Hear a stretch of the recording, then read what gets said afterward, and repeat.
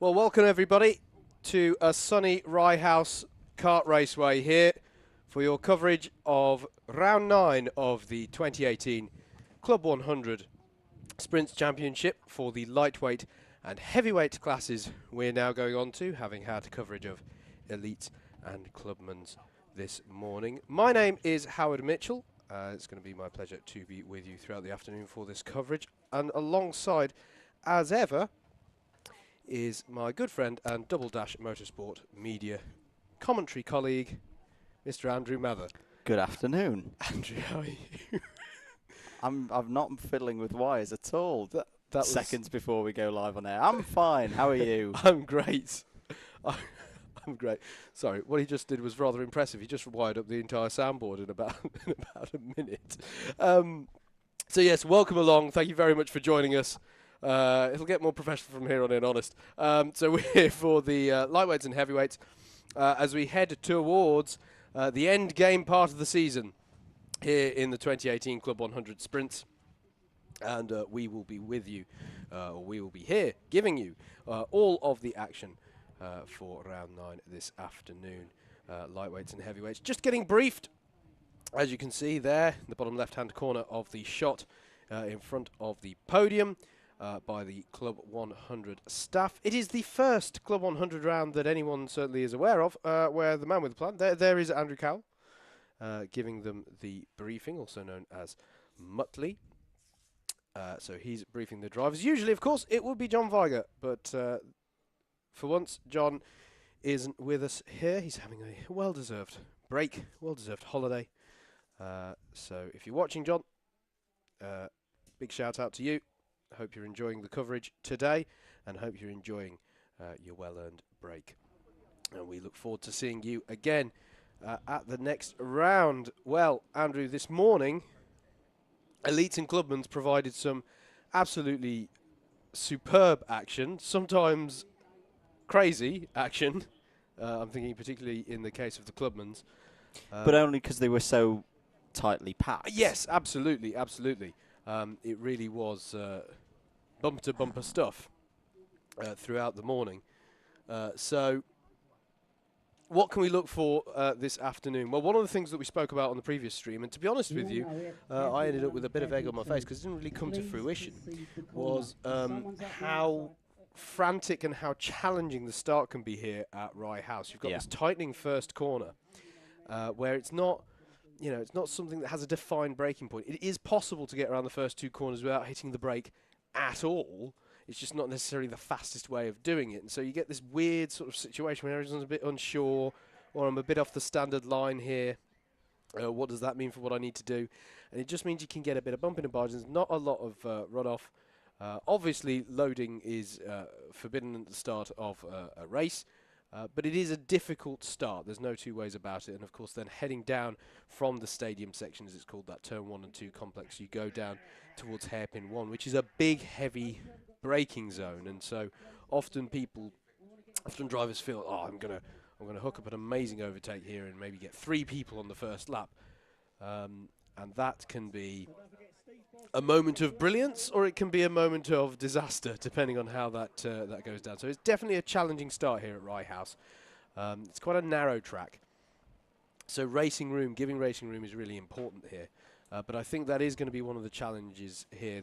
We're now going into the open classes rather than the invitation classes. So this is, you know, drivers, some of them this may be, although we are at a late point in the season, but for some of them it may be their first ever round in Club 100 racing today. And for some of them it is, actually, we know. And talking of that, we'll probably have a few people watching who are new to Club 100. So Howard's going to disappear off because we're going to have some interviews down there. The proximity of everything at Rye House means we can do this. Whilst he's doing that, let's go over some housekeeping then for those of you who are new to Club 100 and those of you who are just not yet awake. So we will start each part of today's session with heavyweights. So it's heavyweights running first ahead of lightweights. So we will have heavyweights qualifying groups 1 and 2, and then lightweight qualifying groups 1 and 2. We will then go into racing. We've got some great numbers in the entries today. 37 lightweights and 46 heavyweights. So we will have A and B finals for both classes. So we will run a heavyweight pre-B, followed by a lightweight pre-B, then a heavyweight pre-A, lightweight pre-A, and then the same format of repeat when we go into the Trophy B and the Trophy A finals. So if you're new and you're watching someone who you're supporting for the first time, essentially, barring any kind of promotions and repecharges from Pre-B and Trophy B finals, each driver drives 3 times. They drive in 1 qualifying group, they drive in 1 pre-final, and then they drive in 1 trophy final. Saying that though, I'm going to contradict myself straight away. The pre-B final in both classes, there are 4 spots available for the pre-A final. So if you finish in the top 4 of the pre-B final, you get promoted to the back of the grid for the pre-A final and a chance to score more points than you would in the pre-B final. And similarly for the Trophy B final, a top 2 position in the Trophy B final will promote you onto the back of the grid for the Trophy A final. Top 20 qualifiers across both groups, and it will be nice and simple for us today. It will simply be on times across the 2 separated groups, being that the entries are so big, we can't run everybody at once. We have to run them in 2 groups. The top 20 times from across those 2 groups will qualify for the Pre-A finals, and everybody else will then go into the Pre-B finals. So I think that's pretty much everything covered. We'll keep explaining it as we go through the afternoon for round 9 of the Club 100 Sprint Championships for 2018. Andrew Mather in the commentary box for you. Howard Mitchell will be back in the commentary box, but he's just disappeared off because, as I say, it looks like we're going to have some interviews for you this afternoon. Let's do a little bit more housekeeping, because what we haven't talked about, though, is championships as they stand. So, as you say, 8 rounds down, 4 to go this season. Here today at Rye House, Clay Pigeon in a few weeks' time, Wilton Mill next month, and then finishing off at Buckmore Park at the end of the year. We will come back to championship standings, because I think... Are we ready? Yes, let's head down to the paddock, because I think Howard's got some people to talk to down in the paddock. I'm wound up already.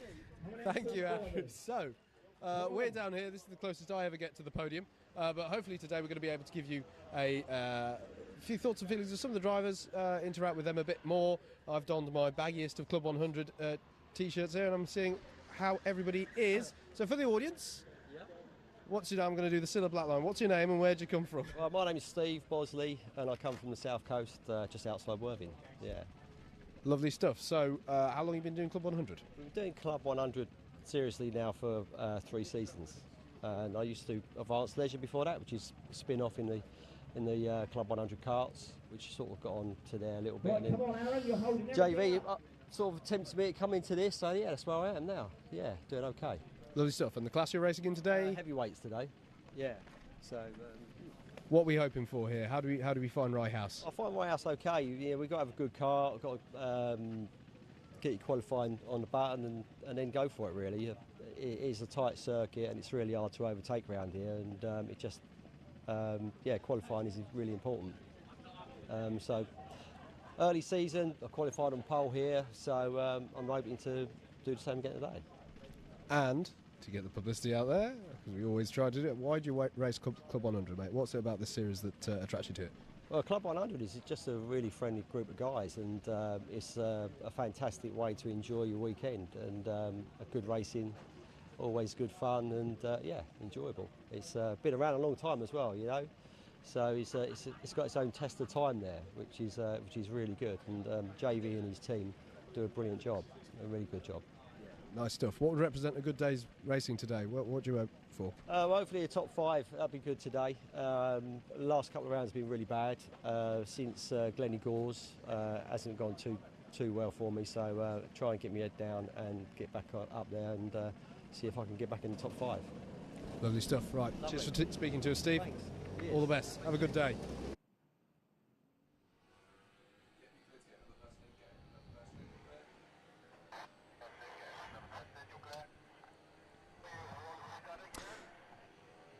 Cheers, Howard. Good chat that with Steve Bosley. Steve doing, as I say, very well so far this season, currently 6th in points. Aiming for a top 5 today. Got 2 4th places the last time we were here at Rye House earlier in the season. So let's see if he can at least replicate that, or maybe do even better. We are starting then with the first qualifying group. This is the heavyweight Group 1. And we're going to have 23 drivers out of 46, straight down the middle, split between the drivers. Let's introduce them as they head out onto circuit. And no, we're not going to introduce him because we're going to head downstairs for another interview with Howard. Let's see who he's got. I'm joined now by 2 guys whose lives I tried to make difficult last year in the Super Heavies, but it didn't really work for me because they were always miles up the road. Nick Trafford and Stuart German. How are you guys doing? How are you, Nick? Oh, very good, yeah. Good to be here. Hoping to certainly shorten the gap to try and get a few more points on the board. Catch up to Seb, who seems to be running away with it at the moment, but sat 3rd. Yeah, I like it around here. It's a quick track, difficult to overtake, but it's fun. It's all good. It's all good. Yeah, absolutely. Our super heavyweight champion from last year, of course, and now you're, as you say, sitting pretty in the heavyweights. Do you reckon how's the mix of circuits up ahead looking? Do you think you've got how are you feeling about this? If I can certainly get a few kind rain showers, I think I've got a chance. Football Park is essentially Stuart Jones's back garden, so I can't see myself getting a podium there. Clay Pigeon, good track. I'm pretty good at Welton Mill, so yeah, a bit of a mixture. I think if I can finish top 5 for the next few races, then I think I would have solidified my 5th place overall, and that puts me into the Clubman's for next year, which is the target, definitely. Good stuff. And Stuart here in his relatively new race suit here. You threw us a trick a few rounds ago. We were like, oh, Stuart Joe, but you're looking very snazzy in your new apparel this season. Absolutely, we love that. And Club 100 on the other side. How's your season going, buddy? Yeah, it's pretty good. I mean, I was just out of my rookie season, so this is my first race from being a rookie. I was currently 2nd in the Super Heavyweight Championship up until Lid 2 weeks ago, where unluckily I got a 8th-place penalty for causing Lenny Wood to come to a halt, and that's now put me pretty much joint 2nd with Paul Williams. We're on exactly the same points. Whereas before Lid I had a 10-point deficit, so I was quite comfortable with 4 rounds to go. As long as I finished behind him, I should have been okay. But because of Lid, it's really closed the gap up to 2nd and 3rd and even 4th, because Jordan Salter's really come on strong this season, and it's literally between me, Paul Williams and Jordan, there's only 10 points in it. Obviously Trevor Randall is stormed it this season, as we all knew. I think he's currently 7th in the overall championship, which just shows how good he is for a guy that weighs over 100 kilos. But yeah, I can't complain. It's still technically my first year, just outside my first year, so I'm happy with the results. Like Nick said, it's a good track that kind of balances out the competition, because there's not as many straights as corners. Someone who carries a bit more weight, we can keep up with the other guys, because the straights, in my opinion, are a lot shorter. We can carry more speed around the corners, so it kind of evens out the field a little bit between heavies and supers. Next down the road is Clay Pigeon. I've only raced at Clay Pigeon in a monsoon conditions, so that's still a new track to me. Wilton Mill I'm okay, and Buckmore I'm pretty good at Buckmore Park. I had a 5th overall finish at Buckmore, so hopefully I can really get some good points at Buckmore and hopefully finish the season with a 2nd. So, but who knows? We'll see. Absolutely. Now to finish off the interview, some of the dreaded quick-fire questions. Favourite circuit? What? Does it have to be a karting circuit? Let's go with favourite Club 100 circuit. I'm going to go Red Lodge. Okay, interesting one, that. Yeah. And Stuart? Buckmore Park, because I always do well there, but I did really enjoy Ella. Ella's a great track, fast flowing, and I'm looking forward to Clay Pigeon. Hopefully it's dry, but yeah, I'd say Buckmore Park is my best circuit. So lovely stuff. What's the best thing about Club 100? The noise and the smell. Noise and the smell, Stuart? For me, it's the. I'll assume he was talking about the carts. Yeah. For me, it's everything. It's everything. It's the carts. It's the smell. It's a good social life. It's great people. It's just great to race Club 100. Lovely stuff. Cheers, guys. All the best today. Have a good one. And yeah, cheers, guys. And let's cut back up to Andrew in the box. Thank you, Howard. Qualifying has started then, proper for heavyweight and super heavyweight sprint Group 1. So the drivers had a short practice session and then roll straight into qualifying, and straight away we're seeing good lap times coming in for them, the likes of Aaron Stevens and Alexander Lamin in the low 43s. Anything around a mid 42 is a very, very good lap time round Rye House. We saw that from the Clubmans and Elites this morning. But they've only got 6 minutes to do so. Top 20 will provisionally get into the A final. We'll still wait for the second group though, and they will be able to have the chance to displace those drivers in the top 20. In all likelihood, the top 10 in this session will probably make the A final. The group's pretty much the same level of competition across the two of them. Seb Algieri, championship leader, has just gone into provisional pole position of 42.937. Michael Ballinger up to second place as well. He's doing very, very well this season. Tim Hill up to third. And I do believe we've got another interview down in the paddock. Let's see who Howard's got this time. Thank you, Andrew, in the box. I'm down here with Mike Noon in his lovely ombre. Always, it's a sunshine race suit. It's very good. It helps in a day like today. Yeah, so let's do the silver black question. Well, we've done your name. Where'd you come from? I'm from Devon, down at sunny Exeter, down in Devon. So you've come a long way. About a 4-hour drive yesterday afternoon. Yeah. And why do you put in all this effort, Mike? What's it all about? What's Club 100 to you? Oh, it's obviously a good form of racing. It's obviously a great atmosphere with the chaps here. Always a good laugh, and it's always nice to come back and see the familiar faces. And it's always great racing. So. It's what helps brings it back. So, it's always good to keep it going and, try and push to win the races and the titles. That's the plan, obviously, and taking a little while to get there, but we're starting to see the better results now. So, it's made a difference. So, but no. And, of course, one of our drivers in the lightweight class. So, talk us how your season's going. Seems to be a good year for you so far, generally. Yeah, it's not too bad. Started off with, obviously, a good result out of Buckmore. Got a second and first there, and it's sort of been consistent from there, really. Got a few wins along the way. Obviously, last time out in Lid as well. A bit disappointed didn't win the A final. But it was close. Chris, Matt, and I had a good battle towards the end. So it was nice that we had that flexibility and that ability. But having run away with it in race 1, it would have been nice to have done the same in race 2. So had some good results over the year, and it's just hopefully about keeping those going really, and trying to close the gap to Chris at the top. So that's the plan. Excellent stuff. So Rye House gives us some rare opportunities. We can stand under the back of a Stegosaurus to do an interview. But how's the track? How does Rye House rank amongst your favourite circuits? Yeah, it's definitely up there. It's tight, it's twisty. You've got the lovely long fast turn 1, which sets the lap up for the rest. You build your whole lap to try and get a good run along the straight and into the corner there. So you've got to make sure the car doesn't try to get away from you halfway through. But if you keep a good line around there, you get a great run down to the hairpin. So there's plenty of overtaking opportunities, plenty of chances to have a good race and make some good time and points up. So that'll be the plan. Whether it pays off, we'll have to wait and see. But yeah, for sure. Just one last thing. We've got, of course, the A grid and the B grid in lightweights today. Do you prefer it that way? Yeah, no, it's a lot better.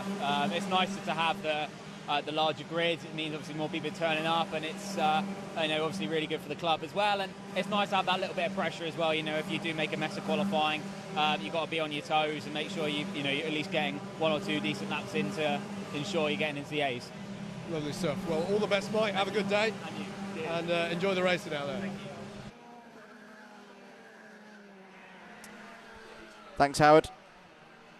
Excellent stuff once again. We've got 1 minute of this session to go. Now, it's very similar like Formula 1, or pretty much any motorsport for that matter. Drivers crossing the line now, with less than 40 seconds to go, will be able to complete this lap that they're on. So the timer will go to 0 before they finish, but they will be able to finish the lap that they are on.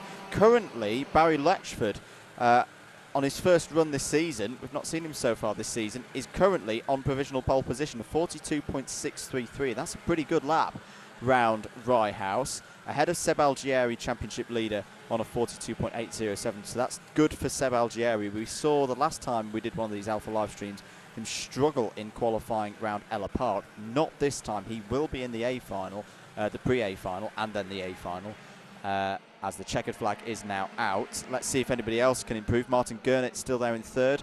Aaron Stevens has popped up to fourth within this session. That's a good lap time from Stevens, 42.943.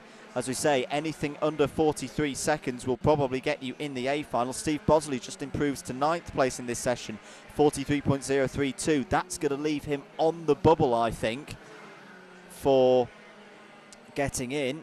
Provisionally in at the moment, but we've still got another group of 23 drivers to come over. Here comes Aaron Stevens. Can he improve? No, he can't, but he's in, and he's consistently in the 42.9, so watch him out for him in the race. And I think that is pretty much everyone in and done. Barry Letchford has provisional pole position after one session.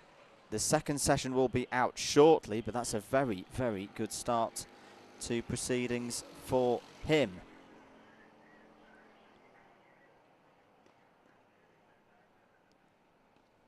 Looking a little bit further down the order, Alexander Lamin is a name I'd probably expect to be a little bit further up, but he's currently in 12th position.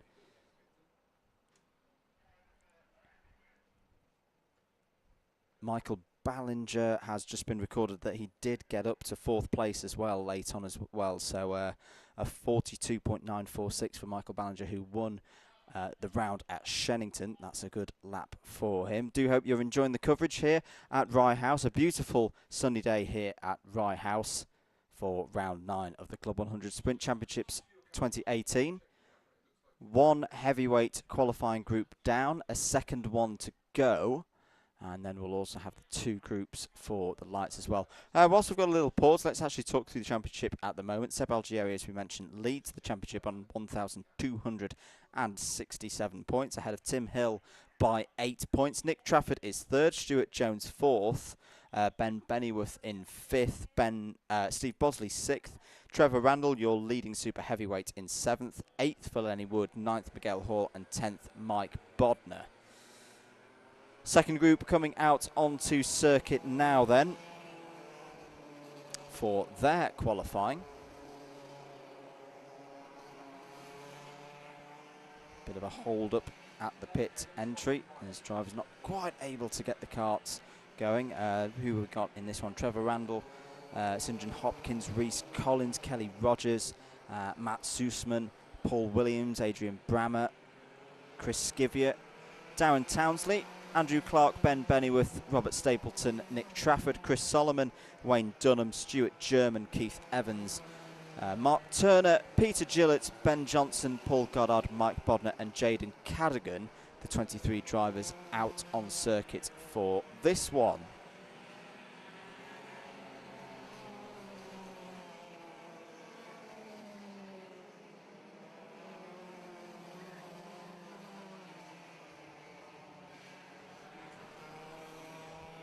So drivers coming out onto circuit now, continuing. The 5 practice laps will start once everybody is out on circuit.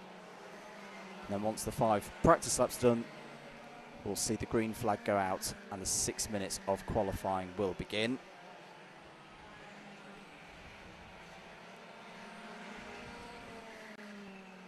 Just looking back as well, the current cut-off time for a top 20 place is a 43.696, but that will go down. That will start going down rapidly as this session gets into its timed qualifying period. As we say, I reckon somewhere about 43.0 will get you in. But it's time for another interview. We're going to head down to Howard in the paddock and see who he's got for us.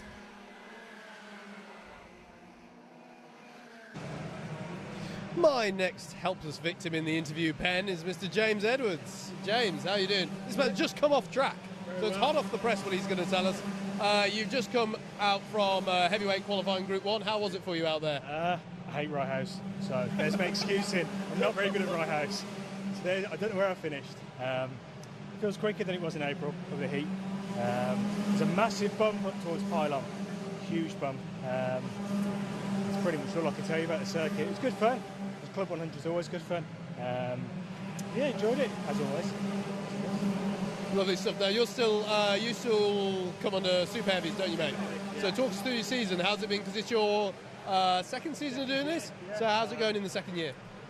It was slower than last year. Now I put 2 stone on. Yeah, started off well. Got a little trophy at the start of the year. Finished third, super heavyweight, and it's just gone downhill from there. Really, slowly going downhill. Trevor Randall's just too quick. Can't catch him. Stuart German's quick, and Paul Williams. So Paul Williams, Stuart German, I've got to try and catch. Whether it happens, who knows? But fingers crossed. If I can see my lap times in a minute, I'll see if I'm in A final or B final. Probably B. I think we've got Aaron next. Yeah, I know the pain of it can get really tight, that super heavy battle. People ignore that one at their peril because it's a good old battle, isn't it? It is very good. Better in the wet. Seems to make a bigger difference. We were at Elo. I didn't do lead. I was at Elo before and it rained. And I was significantly quicker then than the heavyweights in comparison. But now it's dry. I lose all my advantage and back to being at the back, I think. One last one. If this isn't your favourite, where is Club 100 circuit that's your favourite? I like Clay Pigeon. Really like Clay Pigeon. Okay, so still got that one to go. Yeah, that one's next. It's next, isn't it? I think. Yeah, so if it rains there, hopefully, I'll be on in the A final. So. Lovely stuff. All the best today, James. Have a good one. Let's bring in Aaron Stevens. Aaron Stevens. So we've just talked to a heavyweight driver who changed to the super heavyweights. Now we're talking to a super heavyweight driver who, partway through last year or in this year, moved into heavies. The way through last year, I just switched to heavyweight. Yeah, so it was kind of a gradual weight loss process. I lost about 5 kilos in about 4 months or so. So yeah, I mean, I was slightly overweight during the last part of last year, but I think I'm near enough the weight limit now. So yeah. Fair play. You and I are going to have a chat about how you achieve that. Talk us through your season, mate. Which year of it is it? Your second year doing this? Yeah, second year. So I started last year. As I said, I was super heavyweight for 2/3 of the first year, then switched heavyweight. And yeah, I started getting into the A finals at the back end of last year, and during the off season, I just decided to knuckle down.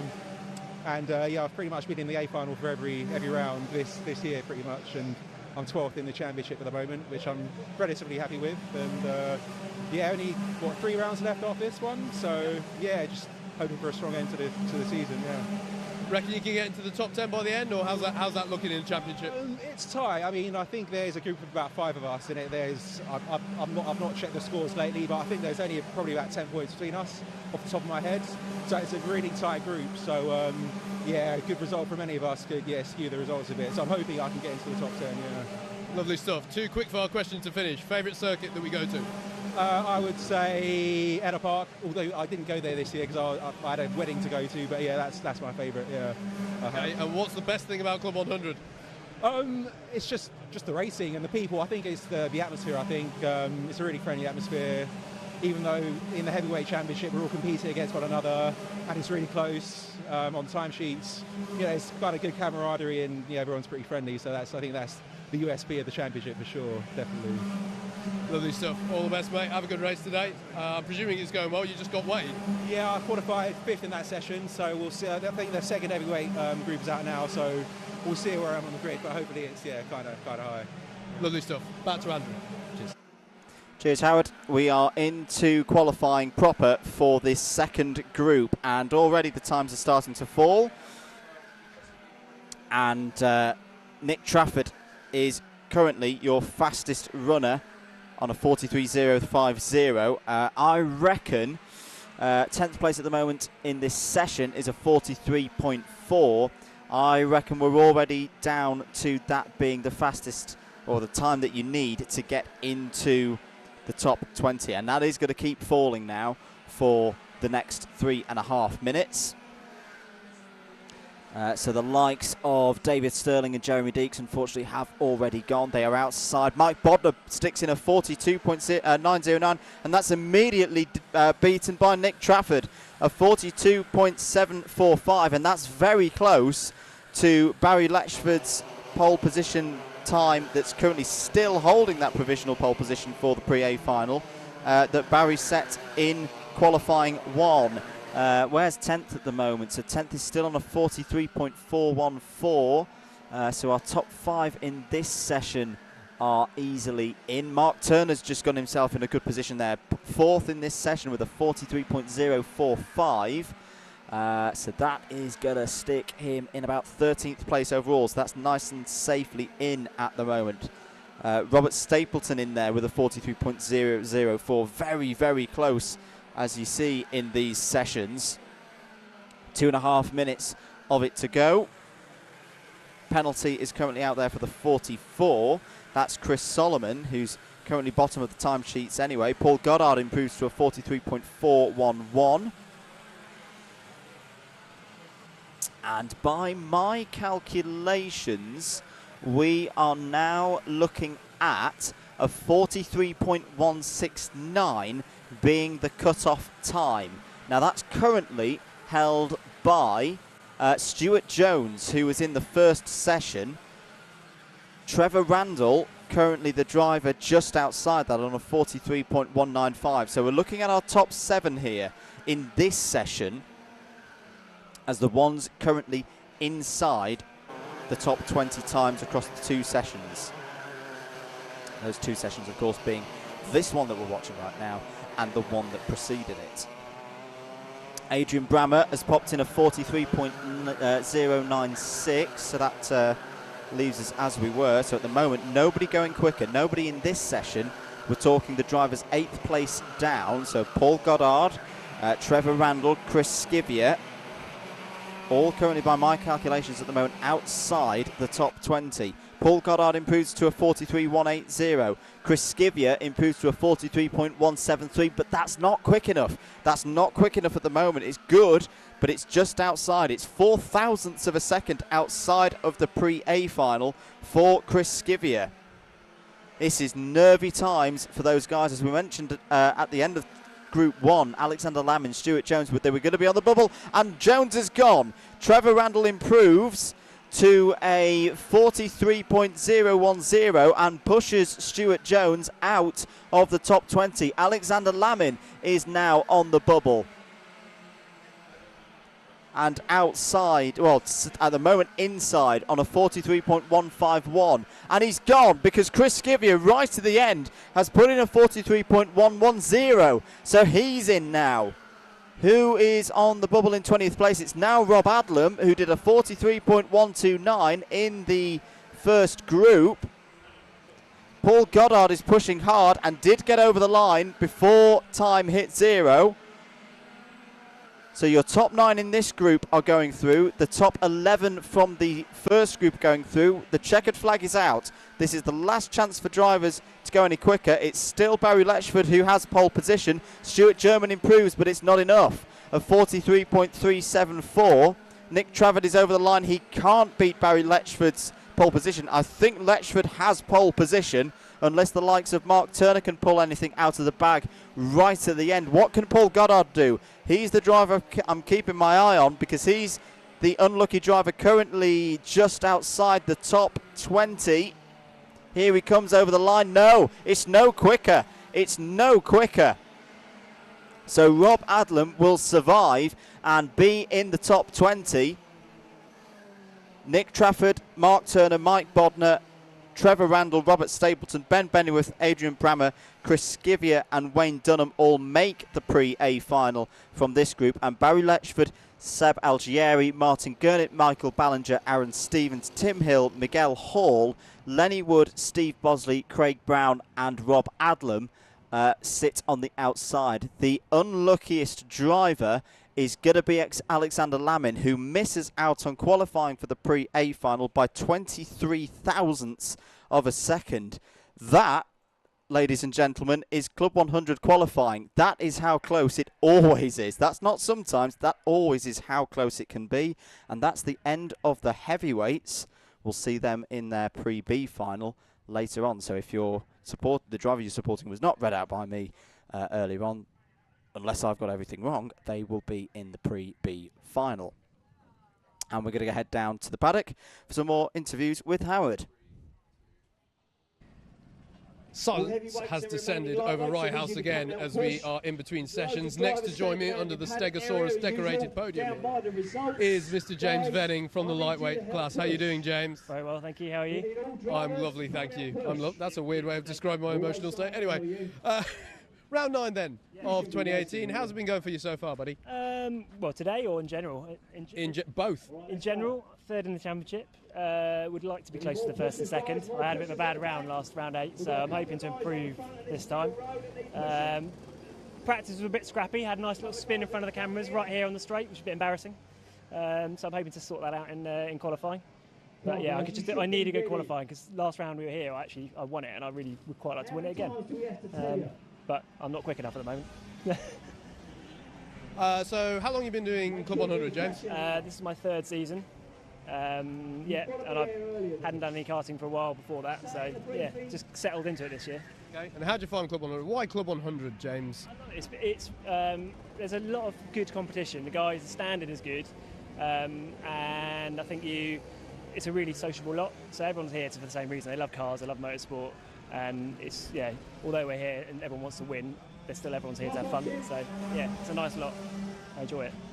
Lovely stuff. Rye House, obviously a good track for you. Is it your favourite?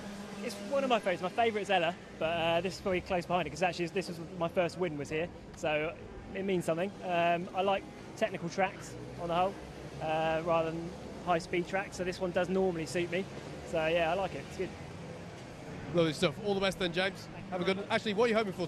You're hoping for the win. I want to win. Oh, you just said. Yeah. There you go. No, all the best. Have a good day, and let's cross back up to Andrew. Thanks, Howard. Good to chat there with James Venning, who was a double winner, of course, the last time we talked about that. Apologies. When we were at Ella Park.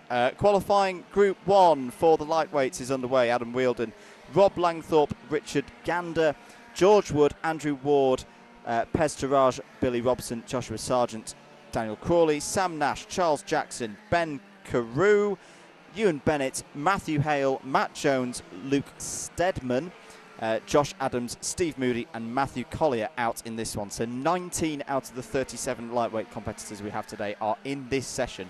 This is their chance to set a good qualifying time. I'm going to estimate again a 43.0 will get you into the top 20. Anything sub that will most likely get you in and get you a decent grid position, probably up in the top 12.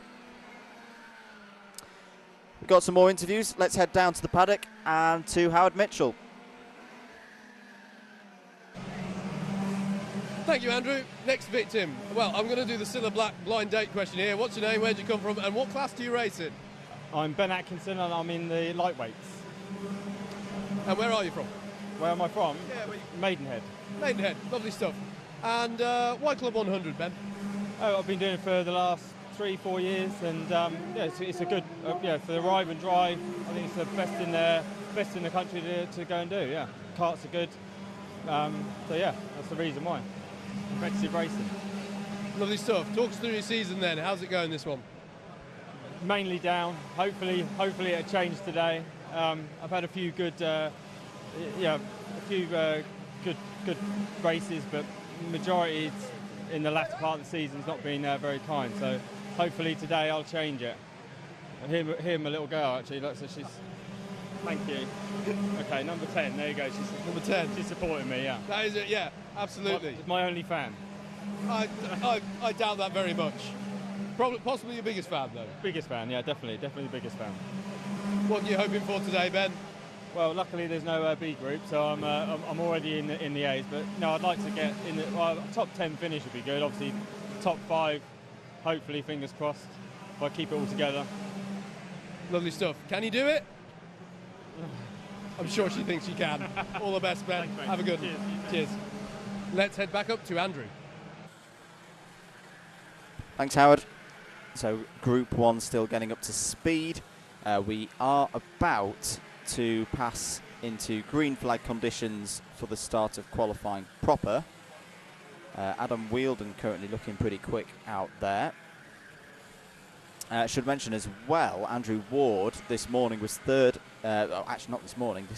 early afternoon, was third fastest in the free practice session. Drove here yesterday in the Enduros. And he is looking very good in my books today, so watch out for him. There he is, the number 2. Almost time then to start this qualifying session. Same story as the heavyweights. Top 20 across the 2 groups will qualify for the Pre-A final, so 20 will be very, very happy. 17 drivers will be not so happy, but will have the chance to qualify for the Pre-A final. Through the Pre-B final, top 4 in that final, of course, get up into the Pre-A final. We are green flag now for the qualifying session. This first qualifying session, so 6 minutes has begun. And I think we are going to have another interview down. Interviews are coming thick and fast with Howard Mitchell down in the paddock. Thank you, Andrew. Chris Simpson has dutifully found me another victim. Let's do the housekeeping questions. What's your name, where'd you come from, and your class? So my name's Chris Woodger, I'm from Reading, and I'm in the lightweights this year. Lovely stuff. And how is your season going, Chris? It's going quite well. At the moment, I'm at the top of the championship by 8 points, which isn't a lot. So hoping to just maintain that lead, really, see it out. It's going better than I thought, so I'm really pleased about that, yeah. I'm going to ask you something I haven't asked anyone today. Your helmet design, talk us through your helmet design. What's the significance of it? It's very Hill-esque to us in the box. Yeah, so I had the Damon Hill one, who was my favourite driver when I was a kid. Just added a bit of blue. I like blue on the back of it. And then as of the last round, I just got a new one, which, again, is blue. And that one I just thought looked good, so got it done. Favourite Club 100 circuit? I enjoy Lid the most, yeah. Or Landau. Yeah. So here's something that Andrew and myself can't really portray to the audience. You're at the sharp end of a Club 100 championship, not to put the pressure on you, but what is it like as we're coming into this end game? What's going through your mind? Does it change the way you're driving out there in a big way, or is it still just focusing, going for each move? Race by race, because I think earlier in the year when I started trying to measure the performances, it got worse. So I'm going to have to just try and win every single race. And I think I've got to go and grid up now, unfortunately. I'm being shouted at over the PA. Fair enough. I'll let you go then. I'm not going to force you to stay here. All the best, Chris. Have a good race. Right, thanks very much. Thanks. Good stuff. And back to Andrew. Cheers, Howard.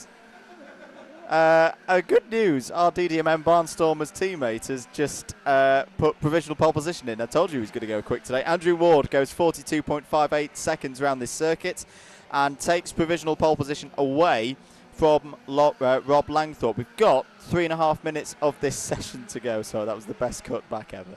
Steve Moody is third. Sam Nash. Now, Sam Nash is an interesting driver to see here today. Experienced BUKC driver, races for Brunel University, which isn't a million miles away from this part of the world. BUKC has been here to Rye House over the years. There he is, the number 7. Oh, sorry, that's Adam Wheeldon. I'm getting confused. Number 7 is the one that Brunel normally have. But Sam Nash, the number 91, look out for him. He's currently 4th place on a 42.764. This is a quick session. I'm going to say that off the bat. The top 9 are all in the 42.9s or quicker. So that will start to worry those drivers who know they're going to be on the bubble. Always used to be being back in the day. On the bubble of the top 20, because a lot of drivers are staking their claim for those A-final spots very early. Billy Robson just posts in a 43.012. George Wood posts in a 43.027. That's a good lap time from Wood, driver of the number 3. So that's 11 drivers who have already done a 43.0 or quicker. Still Andrew Ward, the fastest driver in this particular session on a 42.580, which is the fastest lap we've seen this afternoon so far. Richard Gander up there in 5th place as well. Matthew Hale, driver in the G3 Pro Endurance team. I think this must be one of the first times he's done a sprint round in quite a while. There he is, the number 95. 42.775 for him so far. Across start finish, 90 seconds to go. So drivers will probably get 3 more laps in at this rate. Nobody particularly going quicker at the moment, apart from Josh Sargent down in 13th place in this session on a 43.266. There's the number 26. That's Matthew Collier. Matthew Hale improves to 4th place, 42.719. So that will see him comfortably in the Pre-A final. There's Matt Jones, the number 42. Look out for him today. He's been very, very fast this season. Has had a very good debut season at this level. Currently, though, he's in 8th place on a 42.901. Pez Charage improves to a 42.941. So again, that's another driver who's got sub 43 seconds already. 30 seconds to go in this one. Drivers crossing the line now will have 1 more lap, the lap that they are on, like the 26 has just started there, Matthew Collier. Ewan Bennett has improved to 15th place with 43.287. Billy Robson has improved to a 42.957 as well, and Ewan Bennett improves again to a 43.017. This is a very fast group. 13 drivers now on a 43.0 or better. Pez Taraj just improves to 5th place. Josh Adams to 8th. My goodness me, this is going to be lower, I think, as the checkered flag is out. I don't think a 43.0 will get you in the Pre-A final now. Andrew Ward. No, and just as I say that, Sam Nash goes fastest. A 42.507 and has taken provisional pole position, and that will take some beating in the second group. Matthew Hale comes over the line still in 5th place, but that will see him into the Pre-A final. Matt Jones, I think, is on a fast lap here, and yes, he is. 42.695. He's pulled that out of the bag just at the end, improves to 5th in this group. Andrew Ward comes over the line. He's not happy. He got bad traffic at the end of the session, but he's still second on the grid for now on a 42.580. Well, what an interesting first group that was. Very, very quick indeed. The second group will have a tough time then beating that, as they indeed come out onto circuit now. Craig Rankin, Terry Oliphant, Ben Atkinson, who we spoke to earlier, Ben Davidson, Mike Noon, current championship contender, Dane Christensen out there as well in this one. Bailey Morgan. Now, Bailey Morgan makes a bit of history here. The youngest driver in Club 100 history. Has held a race licence for 9 years. Has a good amount of experience, but 13 years old is Bailey. So we'll see how Bailey gets on. Stephen Westwood, James Venning, Hussein Rashid, Emily Rogers, Martin Auger, John Haddock, Chris Woodger, Daryl Snelling, and Emils Kerimovs, Alessandro Carloni and John Gooch, the 18 drivers out in this one. So we head into the free practice period now, where drivers will get up to speed before they see the green flag. You can see the RHPK bridge there. The black screen underneath it is the DigiFlag. When that goes green, it's time to start setting the fast lap times that count. We'll confirm as well that, yep, Sam Nash has taken provisional pole position, 42.507 from the first session. 10th place, if we take an assumption that this group is about the same pace as the first group. Adam Wheeldon on a 42.819. Now that would be quite a faller. Adam Wheeldon traditionally up in the top 10 overall. He's been on the podium at times this season and the season before. So he might be a little bit worried, but not to matter because we're all having fun here. And I think we're having fun down in the paddock as well. Howard's got some more drivers. Thank you, Andrew. I'm down here with Matt Hale, one of the many drivers of the G3 Pro stable in the Club 100 paddock. You're the first one of those that we've spoken to today. Tell us a bit about G3 Pro. We're a car refiniting, like polishes. That's what the company makes. And the company based 2 miles from here in Ware, British manufacturer. And they sponsor me. I work for the company, and we put together 4 teams. We normally race in endurance and quads. Me and my teammate Barry decided to have go at the sprints today, and yeah, see what happens. Well done on answering an endurance question in the middle of some sprints. You've just been out there. How's it gone for you? For me, I think I got 5th or something like that. Barry done better and got pole, so happy days. It's good stuff. And why do you do Club 100, guys? Why out of all the things you could be doing with your Sundays, do you come and Saturdays? Do you come around the country to race these karts? It's just great racing, mate. Like wheel to wheel, and yeah, really enjoy it. You get a day out with all your mates, and yeah, it's just great. The atmosphere is always good, and it's even better when the weather's like this. Yeah, it's all about the competition. That's what we like, competition. We've got teams in all the categories on the endurance. So yeah, it's good fun. Absolutely. Favourite tracks, guys? Favourite Club 100 circuit? Spa. Spa. Yeah. Spa. We do go to Spa. Yourself, Barry? GYG is one of my favourites. Yeah, I like the. It's really open. No big runoffs and all that lot, so it's good up there. But like Rye, it's very technical. But yeah, being a home track, I like it. So. Lovely stuff. Thanks for talking to me, guys. All the best. Have a good afternoon. Cheers, mate. Cheers. Cheers, Howard. Always good to hear from the G3 Pro guys. I didn't quite hear if it was mentioned. Big rivals of ours. Big rivals of the Double Dash Motorsport Media Barnstormers team. We're both going for 4th place in Inter's Endurance. It's a titanic battle. In fact, no, we're going to head straight back down to... Oh, talk of the devil. We've got another DDMM Barnstormer down there with Mr. Howard Mitchell. Thank you, Andrew. I'm back down here with some more of our lightweight drivers for the audiences at home. What's your name? Where do you come from? I'm Sam and I'm from Somerset. Andrew, I'm from Northampton. Now, I have to be completely unbiased here because I race with this man in the endurances, or sometimes he's lumbered with me in the endurances.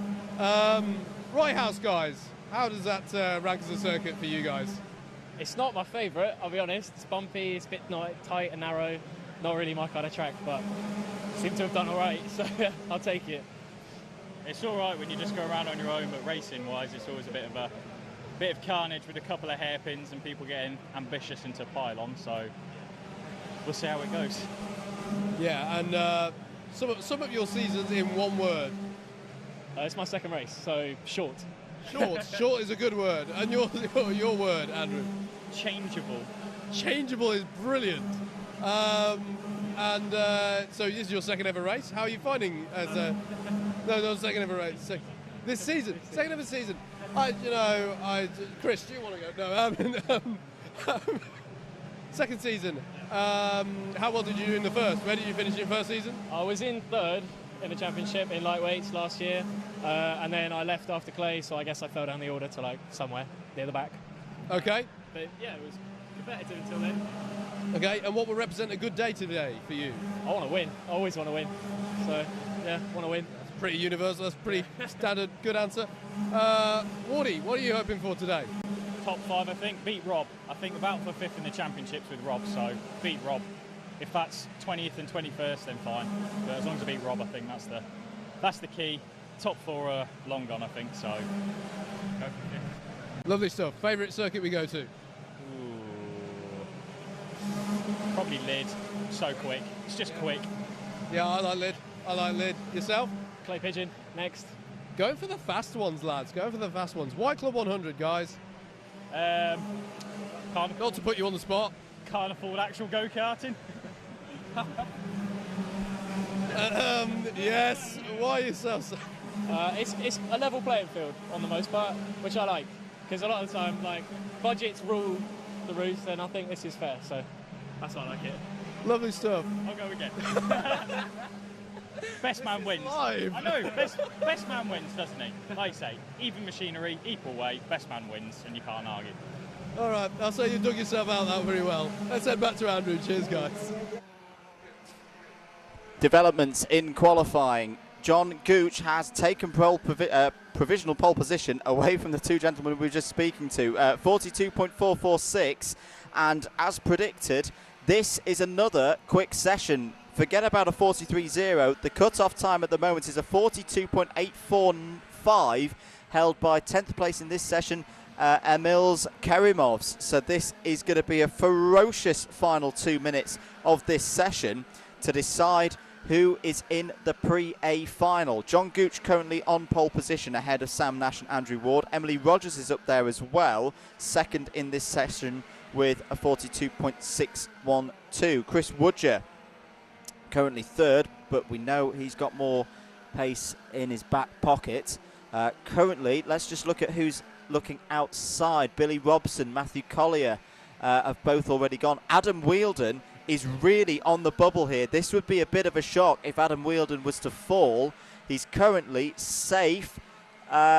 Just as I say that, it gets even more now. He's safe by 14 thousandths of a second because Kerimovs has just improved to a 42.677. That will easily see him into the Pre-A final. Mike Noon we just see flashing through shot. He's currently in a 42.735. It gets him in the Pre-A as Stephen Westwood comes out of nowhere. Look at that across the line, a 42.644, and I think that has... No, not quite. No, he was already up in the top 10. Chris Woodger improves to a 42.567. That's going to stick him on the front two rows of the grid. But that's an astonishing time from Stephen Westwood. An excellent performance from the driver in the number 24. We're still keeping an eye on Darrell Snelling's 42.826 because currently that is the cut-off time. Ben Atkinson comes over the line, who's currently outside. Now that would be a shock. Ben Atkinson is currently not qualifying for the Pre-A final. And Dane Christensen has just beaten him, and Hussein Rashid's popped it in there. A 42.619. That pushes Snelling outside of the top 20 overall. Adam Wheeldon is now right on the bubble on a 41.581. This is very, very, very close out there. So not a 41.581 as the checkered flag is now out. A 42.819. There's more changes going on, and I think Ben Atkinson's pulled it out the bag. He's got it right at the end with a 42.688, which will put him in. Bailey Morgan sticks it in there right at the end. The youngster, the 13-year-old, has done it right at the end, a 42.782, which is going to be quick enough. Terry Oliphant is in as well, a 801, sorry. I think that's going to be in as well. Or maybe not. Oh, no, he's just missed out. He's just missed out, I reckon. Well, we'll wait and see. But I reckon the driver in 20th place, let me just do the maths in my head. 9th place in the last one was a 42.819. Yes, well, we'll have that confirmed. Howard's now back with me in the box as we already head into the heavyweights races. Yep, absolutely. I feel like you and I have had different last sort of half hours, Andrew. I've had quite a chill time down in the paddock. But anyway, time for racing. And as you say, we're going into the heavyweight and super heavyweight Sprint Pre-B finals. So 4 qualification positions available to get yourself onto the A grid within the heavyweight class. And we are going to give you the grid. I'm looking at our producer. We're not. I'm going to do it old-fashioned way with you now. Okay, that's why you were pointing at it. That's all right, mate.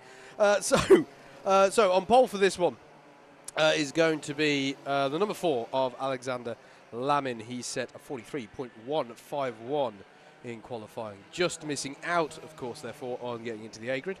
But he'll be looking to retain that position and get himself into the Pre-A final. Stuart Jones will line up alongside him in second on the grid. Paul Goddard is next on the grid with St. John Hopkins alongside on row 2. Jordan Salter will start this one from 5th place with Stephen Netting alongside in 6th. 7th place will be Jeremy Deeks, and he'll have Darren Townsley alongside him on the 4th row of the grid. Stuart German, who I spoke to down in the paddock, he starts 9th with Ben Johnson alongside rounding out the top 10. 11th will be Andrew Clark with Peter Gillett alongside in 12th. 13th place will be David Sterling with Kelly Rogers alongside on the 7th row. 15th will be Roger Mullen, and he has Paul Williams alongside in 16th. 17th will be James Edwards with Vijay Patel in 18th. 19th will be Matt Sussman with Perry Bolton. Keith Evans will be 21st. Keith Evans will be 21st. 22nd will be Reece Collins. Jaden Cadigan will start this one from 23rd. 24th will be Tristan Mackey. Andrew McSherry will start from 25th. And rounding out the 26 kart grid will be Chris Solomon. That's your grid for the Pre-B final in heavyweights and super heavyweights. We're going to go round again here at the circuit as the racing gets underway. Blue plates denoting the heavyweight drivers, green denoting the super heavies, all scored under the same championship scorings, but it's just that at the end of the day, the super heavy who's done the best does get a little trophy, keepsake to take home, and at the end of the championship, the super heavyweight who's done the best will be referred to as the super heavy champion. So there is plenty to fight for there, but they are still, there's nothing that stops a super heavyweight driver from getting an outright heavyweight win, in theory, in principle. So there's plenty to fight for there. Do keep your thoughts and comments coming in, folks. But for now, it's time to go racing here at Rye House. Round 9 of the Club 100 Sprints Heavyweights. Eyes to the lights, engine notes rise, and Alexander Lamin leads them away at the start into stadium as they all work their way through. It looks fairly clean coming through there as they head down to hairpin 1. It looks to me like Lamin has been able to hold on to his first place as, incident at hairpin. Big incident at the hairpin. Apologies, keeping eye on the leaders there, but we've got at least 8 carts, I'd say, stationary down there. That is going to be a restart. So that will take some clearing up. And this is what we spoke about, Andrew, actually. The difficulty in starting, and this is where you will see the difference. If you're ever wondering what's the difference between the heavyweights and lightweights and, say, the clubmans and elites we were watching this morning, it is experience. It is, that ability to read the situation. It comes to you with time. It comes to you with experience. And we are going to see a slightly higher rate of incidents at the start of races today, I think, in this afternoon's action. Whilst we're doing this, that was a hectic end to the lights. I just wanted to feed back what actually happened at the end of that lights qualifying session.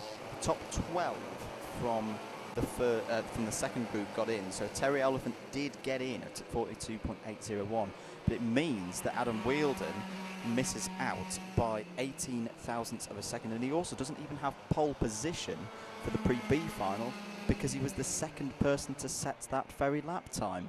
We've got a Rd.9 1997 situation going on here. But that's for later. We'll talk about that when the lights come back out again, and we'll have another go with the heavies. This will not time off the race as well, most likely. Yes, it usually would do. That's not like... if you were watching earlier today, or if you were watching this sort of morning and early afternoon's action, we did have a race that got restarted because effectively the start went a bit awry in terms of the pusher car was still in front of the field when the lights went green. That was not the driver's fault. That was not the driver's fault, so as I understand it, they didn't lose out any time. Correct. This, however, that That is deemed to be the fault of the field of drivers we have assembled here, and so they will. I'm not sure how much they knock off. Probably 2 minutes. Yeah. Okay. From experience. Fair enough. So that'll take us down to 10 minutes. Looks like we're ready for a green flag then. Alexander Lamin. Lamin leads them away with Stuart Jones alongside. Can he hold on to it going into turn 1? Paul Goddard's trying to hit the inside of Stuart Jones as they go through, and he's made it stick just as he did in the first start as well, I believe. So good start there for Paul Goddard as they head down to hairpin 1. Will it be clean this time? Looks to be better in the early phases. One kart stationary. It's the 81 of Perry Bolton. Yeah. So one start and one off there. 2 off at hairpin 2. You've got the 16 of Ben Johnson, and I didn't catch who else that was as they go 3 abreast down the back straight here. Paul Williams has to back out of that one as they head through Complex Nivelle for the first time on this second attempt at the start. There's Peter Gillett trying to navigate through the field, but it is Alexander Lamin as they cross the line. Paul Goddard is in second, running well. Stuart Jones in third. Jordan Salter, Stuart German had a good start there, moved up several places. Stephen Netting, Jeremy Deeks, St John Hopkins, Darren Townsley and David Sterling rounding out the top 10. Drivers to have had some form of incident there. Perry Bolton we mentioned, Ben Johnson we also mentioned, and Kelly Rogers was the other driver off at hairpin 2 as there's a penalty coming in for Andrew Clark for advantage by contact bump and pass on Ben Johnson there. So that's going to be expensive for him, currently running in 11th place. So remember, the top 4 from this Pre-B final get onto the back of the grid as there's a penalty for the 34 Peter Gillett. That's a bump and pass on the number 6, which is Tristan Mackey. So Gillett will fall down 4 positions as it wasn't a takeout one. But yes, the top 4 as up the inside goes Stuart Jones on Paul Goddard and through and into second place. And Goddard was somewhat lucky there not to lose out further, and that's Stephen it's German. It is German. It's Stuart German having a go there, getting past Stephen Netting. And who's that round? That's the 32, I believe.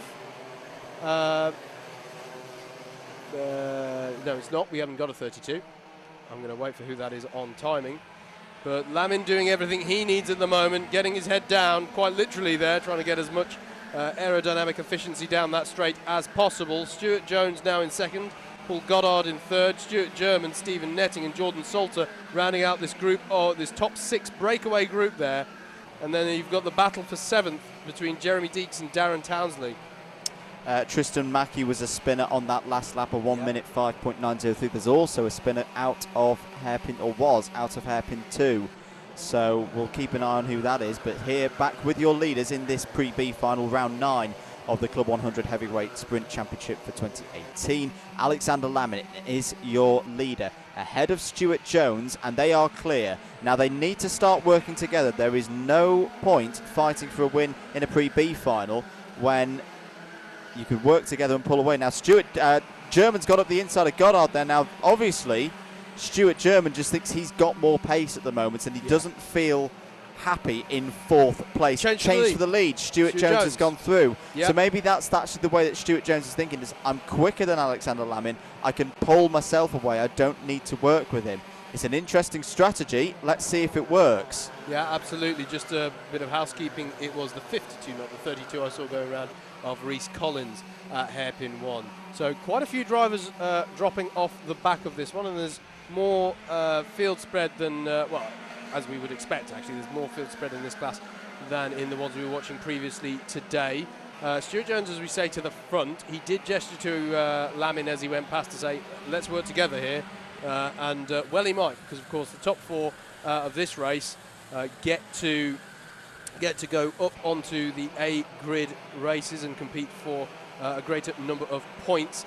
We're looking at the edge of the bubble. Well, it's not a change, it's nearly changed for 4th, because this is the edge of that 4 qualifying spaces I'm talking about, of course. There with Paul Goddard here is the man in the pressure cooker, as it were, because he's got Stephen Netting and Jordan Salter bearing down on him for the last of those qualification places. So takes a look over his shoulder, does Paul Goddard. Got the pressure on here. He's been doing Club 100 for a number of years, and he's been in this kind of pressured situation before. But pace is good from Netting and Salter, and then, as I say, you've got that battle further down with Darren Townsley and St John Hopkins now up there. And there's the 71 stationary. That's Matt Sussman. So the battle over 7th place, probably already, one would say, very, very unlikely those will qualify in this race. But don't forget, there's a further 2 qualification spots as Sussman gets underway again.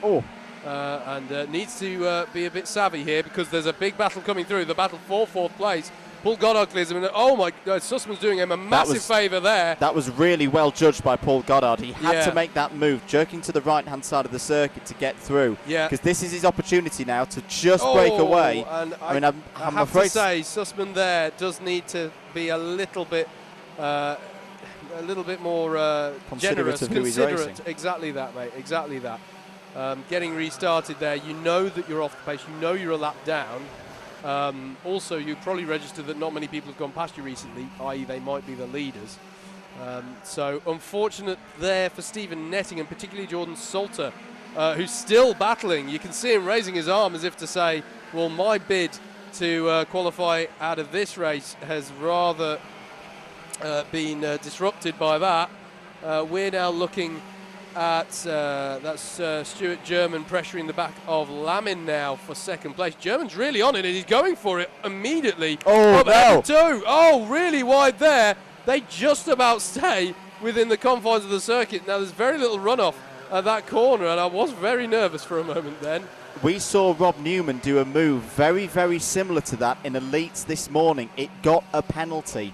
That might be a bit of a mistake from Stuart German. And look at this, fighting back now for 2nd place. Yep, but not on there.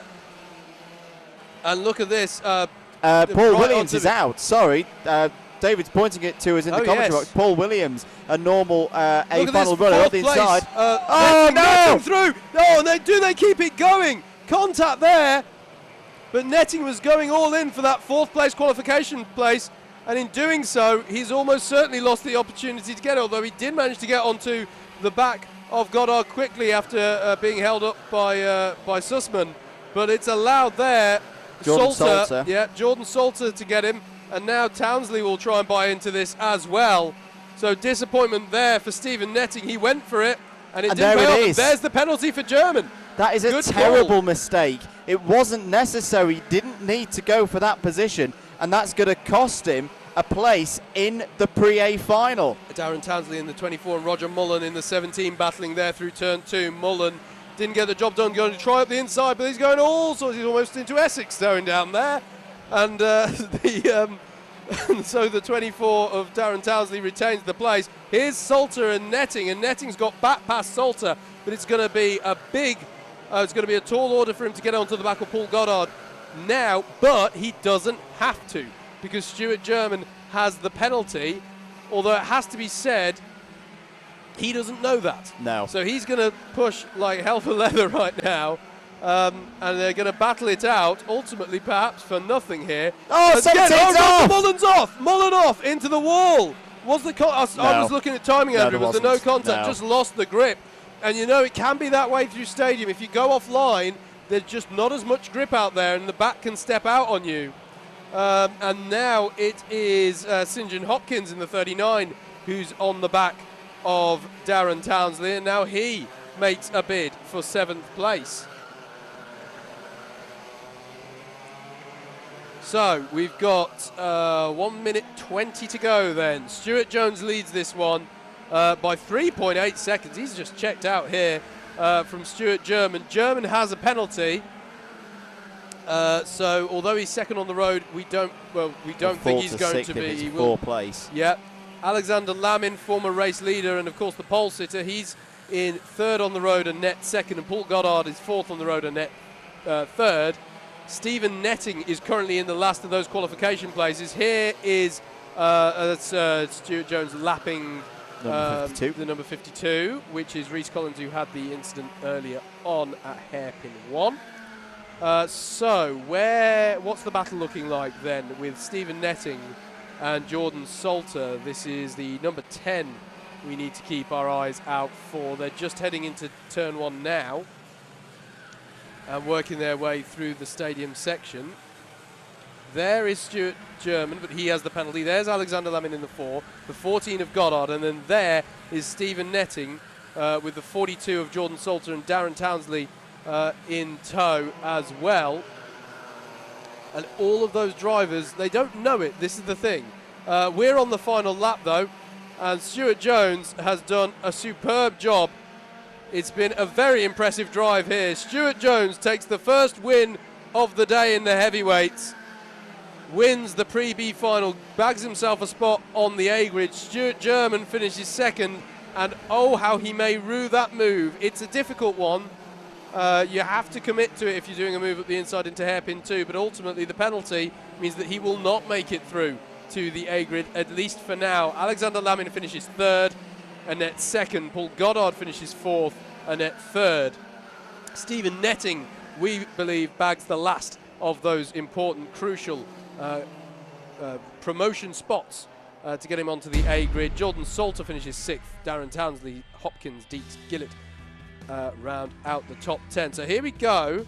It was a bit frantic at the start, but went better, one would argue, than the initial start, but still incidents and accidents at 1 and 2. There's the move from Stuart German we just saw, and it resulted in both drivers going out quite wide. This was him competing with Goddard. Was it not that one? No. Sorry, Andrew. Goddard drove a brilliant race, I thought, Andrew. As you say, judged well that restarting Matt Sussman, who caused a bit of controversy there. And this is the move. Thank you, David. This is the move that got the attention of the stewards. There was Lamin challenging there. Lamin had a good race, starting from pole. There was the attempt from Stephen Netting that ultimately didn't pay off. And that was a move for, I think, the 7th place at the time, wasn't it, there? Much of the battling going on in the top 10. In fact, throughout the field, there was good battling in that one. Getting the heavyweights off to not the cleanest start that we've seen today, but an interesting start nonetheless, and plenty of action still to come in that class as we move on to the lightweight Pre-B. They'll just get started now. Some of them giving us a lovely demonstration of the direct drive nature of these karts. If you're new to watching Club 100, you can see there the pusher kart bump starting the 57 to get them underway. That's what the pusher karts look like. They act as our pace kart for the rolling start, and they also recover stricken karts by giving them a little bump start there. Bigger 4-stroke engined karts with a bit more grunt and a big scoop on the front, and they get the karts underway. Apologies, folks. I don't have a Pre-B final grid in my hand, but I can tell you that it's going to be John Gooch on. No, no, sorry. I see your problem. Yes, it's the B. Yes, it's definitely not going to be John Gooch. Thank you, David. The old-fashioned way. Good old piece of paper. Right, so the drivers forming up this grid, or will be forming up this grid. They're just getting a bit of practice at the moment. It will be Josh Adams, and we were correct. The pole time for this race, a draw with second place, but Josh Adams set the lap time first, so he gets pole position ahead of Adam Wheeldon. Darrell Snelling and Dane Christensen will be on row 2. Billy Robson and Matthew Collier will be on row 3. Ewan Bennett and George Wood on row 4. Charles Jackson and Alessandro Carloni on row 5. Luke Stedman and Benjamin Carew on row 6. Joshua Sargent and Daniel Crawley on row 7. John Haddock, who had a mechanical in qualifying, will start on row 8 alongside Martin Auger. And Ben Davidson, will start on his own on row 9. 17 karts in this field. Lovely stuff. Don't forget that, if we haven't mentioned it already on this stream, if you want to follow along the times that we have here in the box, as well as watching your Alpha Live stream, then head over to live.alphatiming.co.uk/Club100. Don't worry about the www. It is Alpha Timing, spelled with a PH. And there you can see all the timings, any penalties that come up during the race. There's a driver tracker there showing you a map of the circuit and showing where the drivers are on it. At the moment it's blank, but don't worry, that's because we're not racing. When we start racing, it will show. And we'll show you how much of the session is left. So don't forget, you can go there. I suggest get 2 screens, set up the stream on one, set up the timing on the other, and then you're all set for all of the action here at Rye House this afternoon. Here we go then, Pre-B final. Eyes on the lights, they're red, they're green. We're racing at Rye House. Good start for Josh Adams. Not a good start for Adam Wheeldon. He got caught napping there as they go into stadium for the first time. And it's Darrell Snelling who's back up to 2nd place. And the number 7 of Adam Wheeldon has recovered to 3rd. So at least he's in the top 4. And there's going to be chaos down at hairpin 1 as round goes the 20 of Dane Christensen. Yep. And there's another driver involved as well who was towards the back of the field. It might have been Joshua Sargent. We'll check it as they come through. It was Ewan Bennett. Ewan Bennett off then. So, that's a shame because he'd had a fairly good qualifying as well up in the top 10 of the Pre-B. Here's the battle for 2nd place. Straight away, Darrell Snelling and Adam Wheeldon. Adam Wheeldon going for a good position and top 5 in the championship. This is not where we'd expect him to be. And he needs to be very careful about this. He doesn't need to win this race, but the 35 is up the inside. That's Billy Robson. And Adam Wheeldon, this is danger time now because he cannot afford for his championship bid to fall off the road. Meanwhile, the 66 attempt to move on. The spin there. That's the 82. That's Luke Steadman. Yep. And I wonder if he got caught up there because John Haddock was attempting an overtake on Benjamin Carew.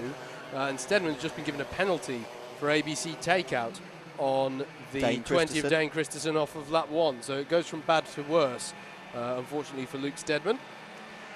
Here's the 2nd place battle. Look at Josh Adams. He's away and gone. Brilliant start. As up to the inside goes Adam Wheeldon. Brilliant move there. Darrell Snelling's going to run very wide. He's going to lose 3rd place as well to Billy Robson. And I think Adam Wheeldon practically scared him out the way there. That was a very bold manoeuvre from Adam Wheeldon, but he needed to do it. Yeah, wasn't taking no for an answer, was he? And Darrell Snelling there experiencing what we saw Mullen experiencing in the heavyweights, just how little grip there is when you get on the outside, but fair play to him for keeping it in there and managed to carry on. Now this is the period of the race where Robson and Snelling, the folks at home, you'll want them to battle, but they really don't want to battle right now. They want to work together because look at the lead that they've got over Matthew Collier there in 5th. Snelling has a little look over the shoulder. There's a penalty for Joshua Sargent for a bump and pass on the number 3, which is George Wood. So that destroys any small chance Joshua Sargent had of getting in the Pre-A final through this particular race. But you saw Snelling have that little look there. Hopefully that's made him realise just need to follow now, just need to work with Billy Robson. Oh, there's a spin down at hairpin 1, and it's the number 14 of Charles Jackson. Yeah, and once again, Benjamin 55 involved in an overtaking attempt there at the hairpin. Benjamin Carew was trying down the inside of Joshua Sargent, and I don't think it's paid off for him. No, it hasn't. In amongst all that battling. Matthew Collier is having a bit of a lonely race now in 5th place. Sargent's just got... we mentioned that one. Apologies. So yeah, it is a lonely race, isn't it, for Collier? He's not really got anyone to push him along to catch up to this group of 4 at the front. Although at the same time, he hasn't got anyone who's about to battle with him, as well as Martin Auger gets an ABC takeout penalty as well. Not the cleanest race we've seen today here at Rye House. It'd be good for the driver just to clear it up. It is difficult to overtake here, but you still need to make sure it's a well-executed move. We saw from Adam Wheeldon how one of the ways in which it can be done just a few laps ago, and it is indeed Wheeldon who's now on the tail of Adams challenging for the lead of this race. He's also set a lap time that would have given him pole position in in the Pre-A final. That's why it's such a surprise to see Wheeldon in this final. We know he has that kind of pace of 42.446. Now, right now, he's, 1.7 seconds clear of Billy Robson. We just saw Stuart German, I'm sad to say, throw away a place in the Pre-A final in the heavyweight race. Wheeldon will be aware of that and that kind of thing, so he's not going to take any massive risks here. If he's going to go for a move, he's going to go for one like this. And do you know what? That is very sensible. That is very, very sensible from Josh Adams. Let's not risk anything here. He knows Adam Wheeldon's quicker. Let him through and try and learn maybe a bit off him and be pulled along by Adam Wheeldon. That is one of the most sensible pieces of driving I think I've seen this season. Yeah, that's very, very clever stuff from Josh Adams. He knows what's at stake. For a moment, I thought he was giving the symbol of "let's work together." That symbol, but I was like, well, there's no point, man. You've already got a bit of a gap. But no, very, very sensible stuff there from Josh Adams. And so Adam Wheeldon goes to the front.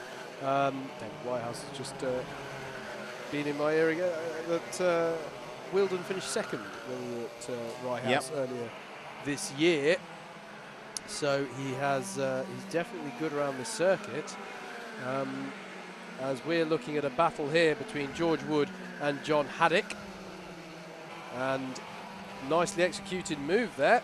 66 goes through, so John Haddock up into 7th place ahead of George Wood in his very noticeable helmet. Bright pink lid. That's fluorescent pink. It is fluorescent pink. It's like I'll give you highlighter that. pink. And he's now got Benjamin Carey behind him, who hasn't been scared of making a few moves this race. And side by side goes Alessandro Carloni and Daniel Crawley down the back straight, but it stays as they were. So plenty of battling going on throughout this field. Adam Wheeldon leads this pre-B final then by 3/4 of a second now over Josh Adams. Billy Robson still third, Darrell Snelling fourth. The crucial gap between 4th and 5th is 4 seconds, so that top 4, barring any disasters or mechanicals, is locked in and done. So this is all about qualifying positions for the Trophy B final. As up the inside, there's a little look there, is Daniel Crawley trying to get past Alessandro Carloni, because we should remind everybody the finishing positions of this race set your grid position for your second race. So it is crucial that Matthew Collier holds on to that 5th place. We know he's not going to get the top 4. Wide is Carloni. Carloni had a very scruffy final sector right the way from Complex Nouvelle through to Paddock, and it's going to give the opportunity as we cut to look at George Wood on the back of John Haddock. And indeed, the move has been done there. So Daniel Crawley gets past Carloni.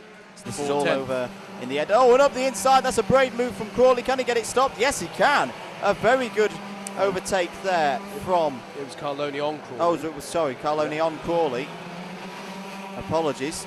A good move by Carloni then. Takes back 10th position in this race. Good little battle, this. And ahead of him, as I say, this is Haddock with Wood and Benjamin Carey in this as well. So good battling going on in the outskirts of the top 10. There was a very lonely looking Darrell Snelling, but he needn't mind because he's doing everything he needs to do to get onto the A grid, as is this man, your race leader, Adam Wheeldon. 1.5 seconds clear at the last count ahead of Josh Adams. At the current pace, it's half a second a lap. He's pulling away from Josh Adams. Now here's the thing, Josh Adams is now under pressure from Billy Robson, and we've seen Josh Adams demonstrate a very mature and intelligent approach here. How will Billy Robson play this? I wouldn't let Robson overtake because the time difference isn't I agree. that big. I mean, when you've got someone who's half a second coming up behind you, but it's mere tenths between Adams and Robson, so I just see this through to the end. Yeah, so the only question is, does Robson be, we would say, stood here, don't fight, just hang as you are. But will he feel at all like taking the fight to Adams is the question. Contact warning for Alessandro Carloni. There's your gap from 4th to 5th. Snelling is 3.6 seconds quicker than Matthew Collier. Matthew Collier is quicker, but only by tenths of a second. He will not close in on Darrell Snelling between now and the end of the race on Snelling, which just keeps it all pointing in the right direction. Penalty for George Wood. Bumper pass on Benjamin Carew. So that's going to be 4 positions for George Wood. And that's quite crucial for me, Howard, because that's 4 positions on the grid in the B final. Yes. Yeah, absolutely.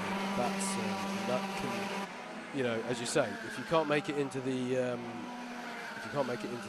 promotion spots now, you want to try and do that, and indeed set yourself up just for a B final win, because there's some glory to be had in that itself.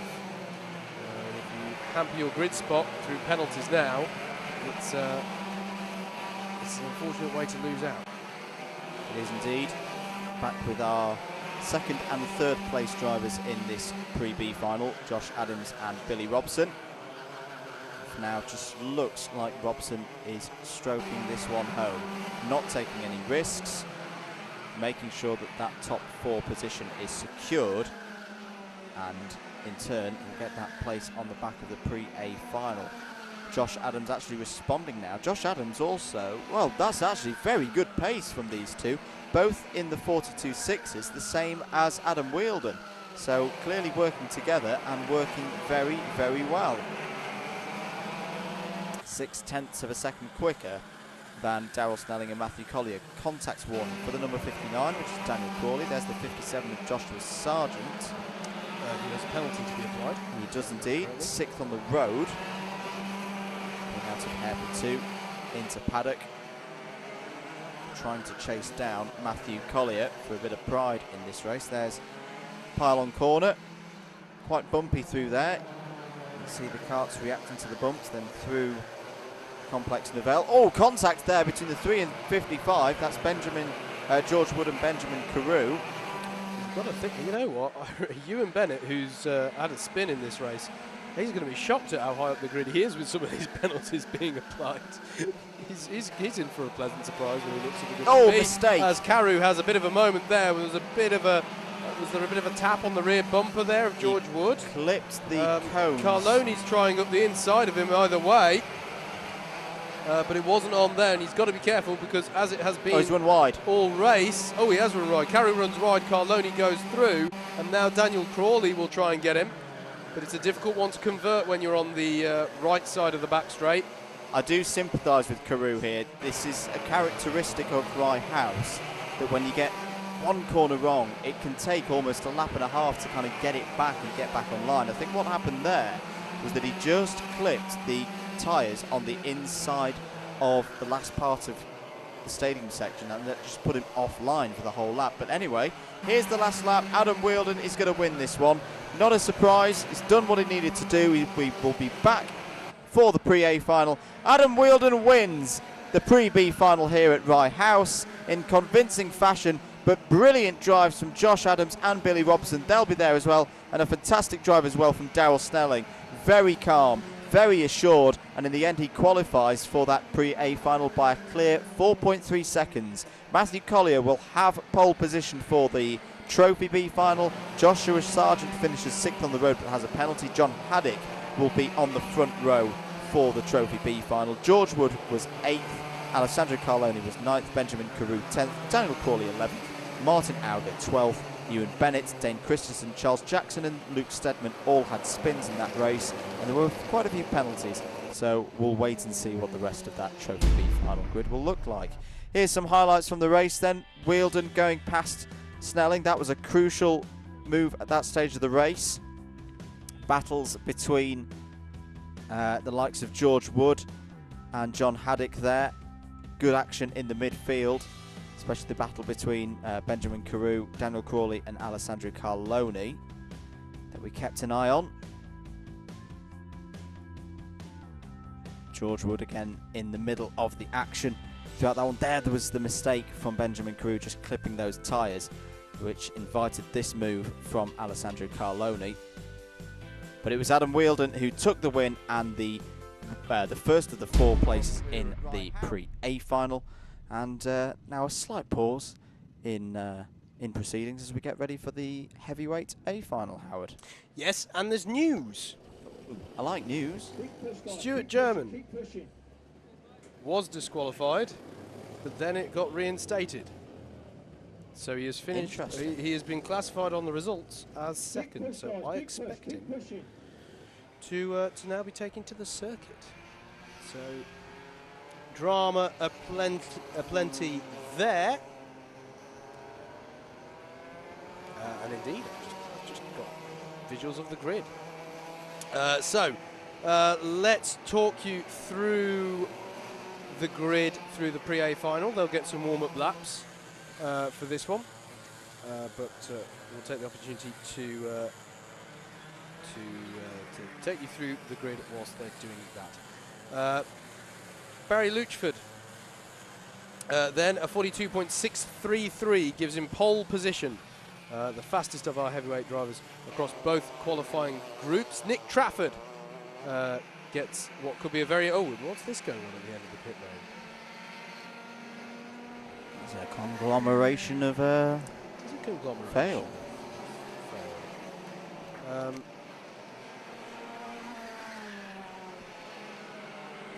Oh, that's going to get confusing. Is that a Mike Noon suit worn not by Mike Noon? Yes, it is. Oh, goodness me.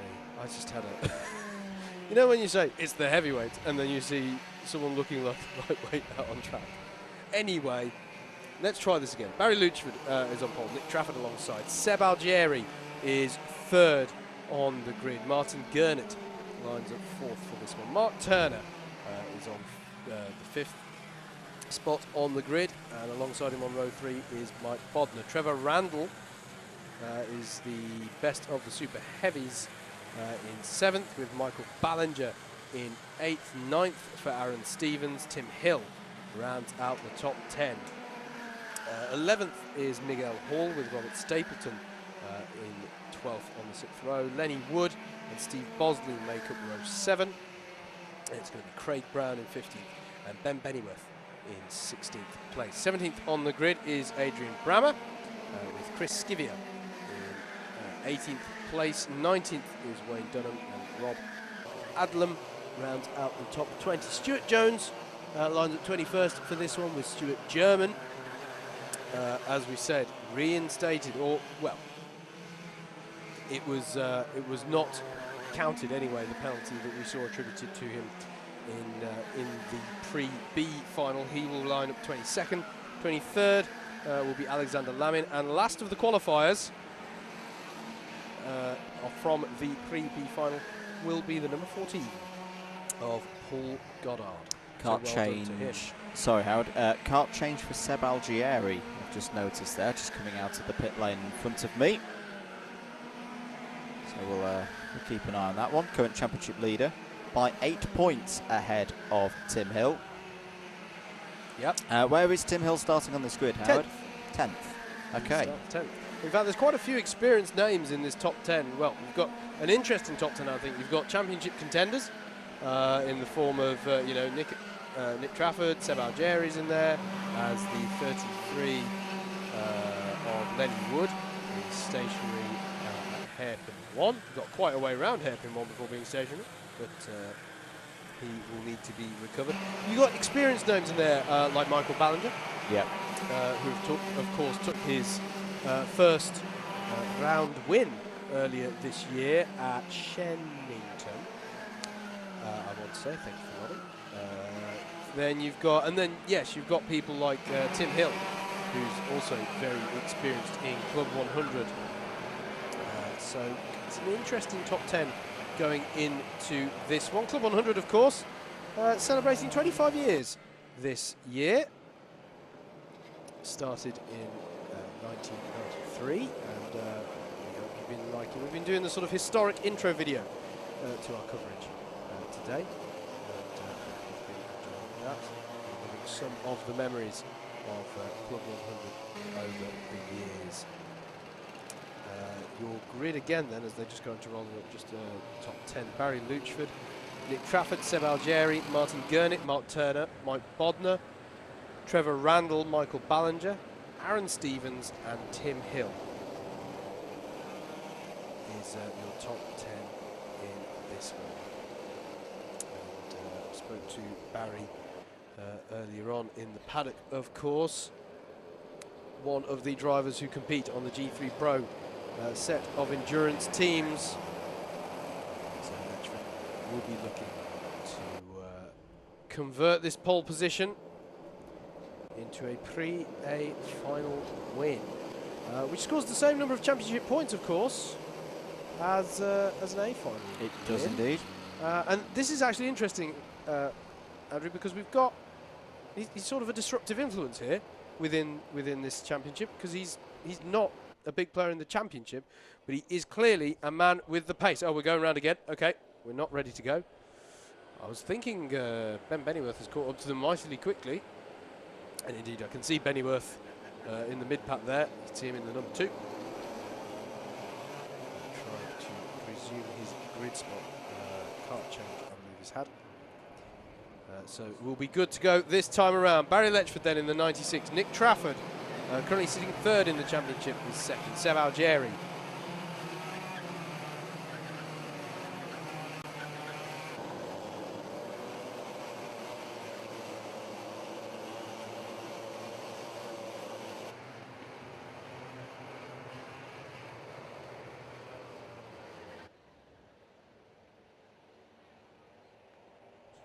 Is going to lead them away. Eyes on the lights, engine notes rise. Trafford comes across quite early there. That's an interesting move. And the 57 of Seb Algeri's gone straight past him. That was a bad start for the left side of the grid.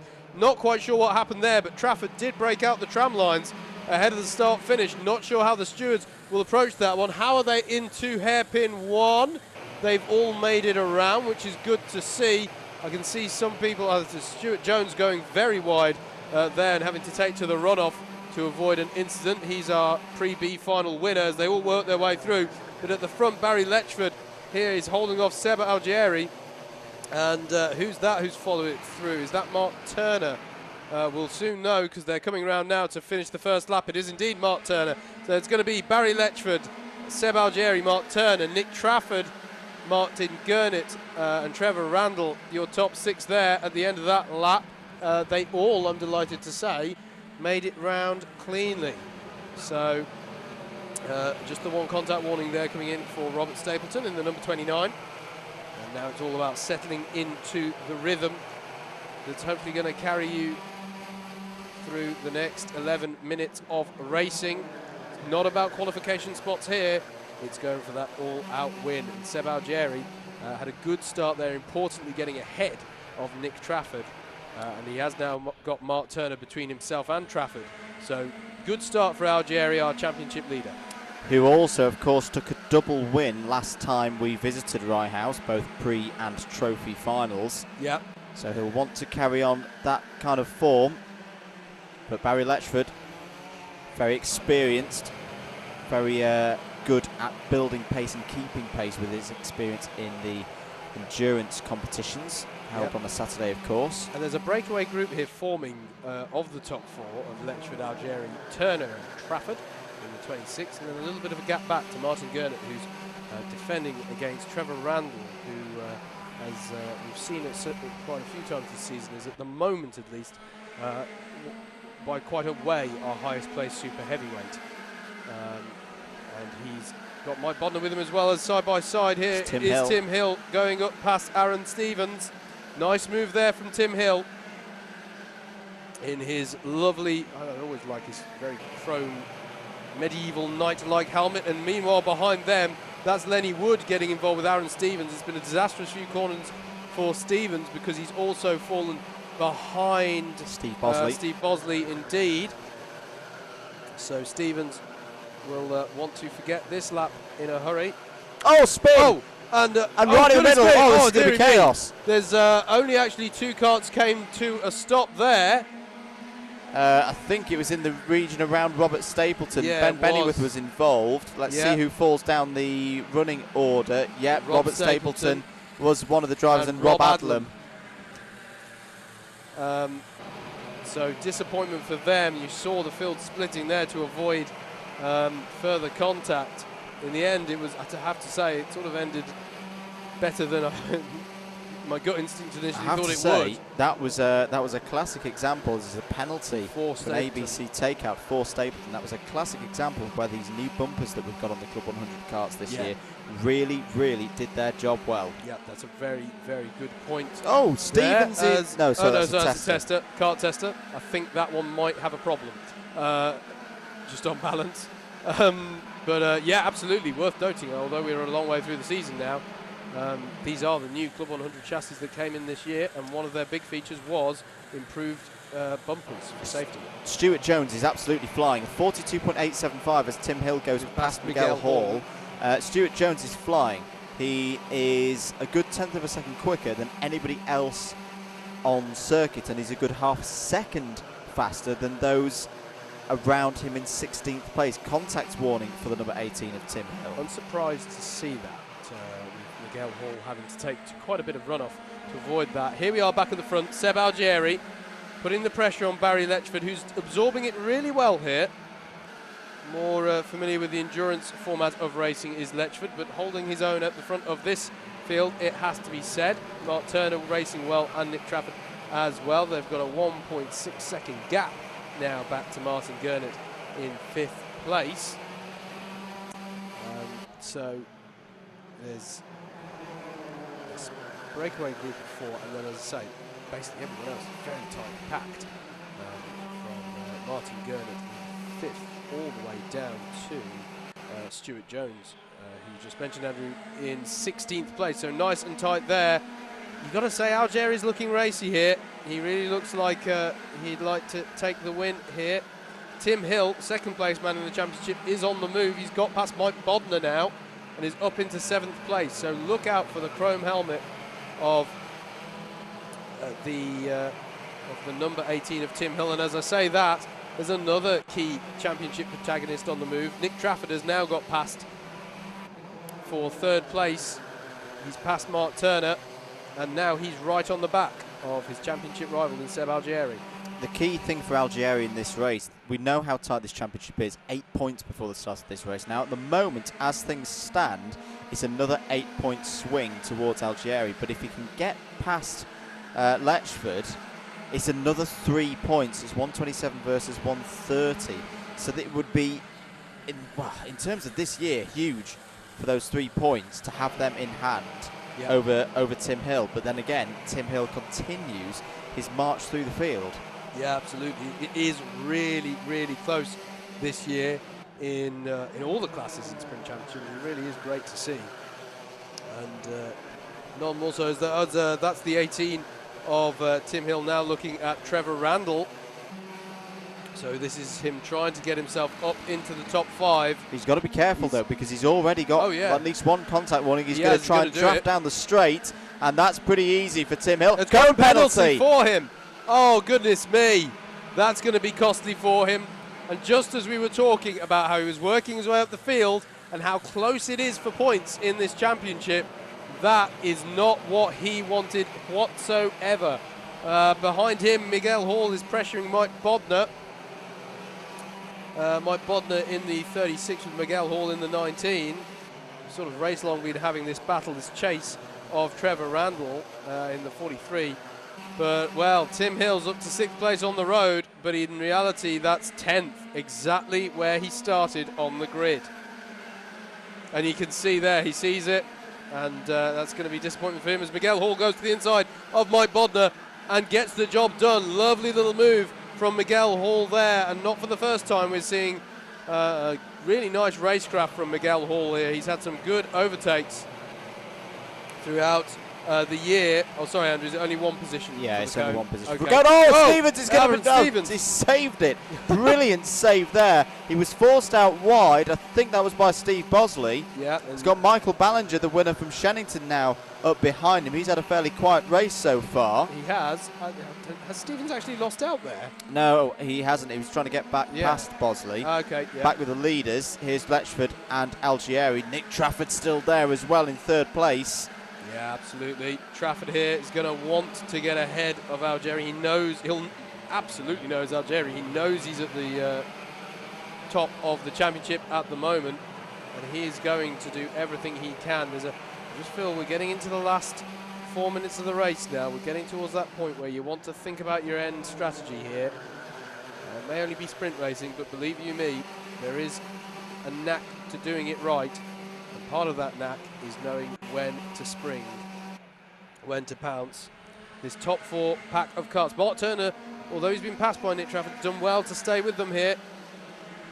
He could definitely pick up a few positions, particularly if the three in front of him start battling, so you can't count him out yet. And he's not that far behind in the championship stakes as well. Yes, he's losing points to Seb Algieri at this stage, but he's gaining on Tim Hill for second place. Yeah, absolutely. And speaking of people at the sharp end of the championship, still Stuart Jones is going really well. He's in 15th, but considering he came from pretty much the back, our fourth place man in the standings is doing a fantastic job out there.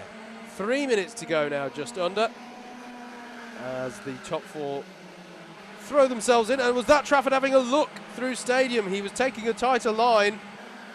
I think he's definitely showing a statement of intent there. He's really pushing here. You can see from the way he's driving, and Mark Turner's right on his bumper, ready to pick up any of the spoils of war that come out of this one. Onto the back straight they go. This is a fantastic battle at the sharp end of the heavyweight field here at Rye House. And then behind them, here's Martin Gurnett with Tim Hill bearing down on him. But of course, Hill with that penalty to be applied of one position. And that's another contact warning. That's another for Tim contact Hill. warning. Now, okay, so we were wrong about the cone thing being 4 places. But my goodness me, you do not want to get the penalty for multiple contacts. He has set the fastest lap of the race. And up the inside he goes, sorry Andrew, of Martin Gurnett there. So good move by Tim Hill. Gets himself up to 5th on the road, and we believe 6th net with the penalty to be applied. A 42.6 for Tim Hill. Whilst we've been looking at that, is that a change for second I can spot outside? I think Trafford may have got, no, that might be a false alarm there. If we can look at the leaders. Yeah, still Algerian. It is still Algeri. Sorry, they have got quite similar helmets, to my mind. They've both got sort of orangey red details on the side of it.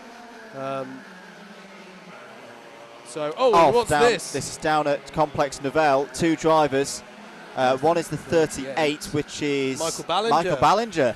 Well, that's a very rare error. Adrian Brammer is your other driver up there. So keep your eyes peeled for if there's any blame attributed there. Yellow's out. You can see the drivers there, our leaders acknowledging the yellow flags there, as is the correct thing to do. Very rare. Time for Brammer to recover that.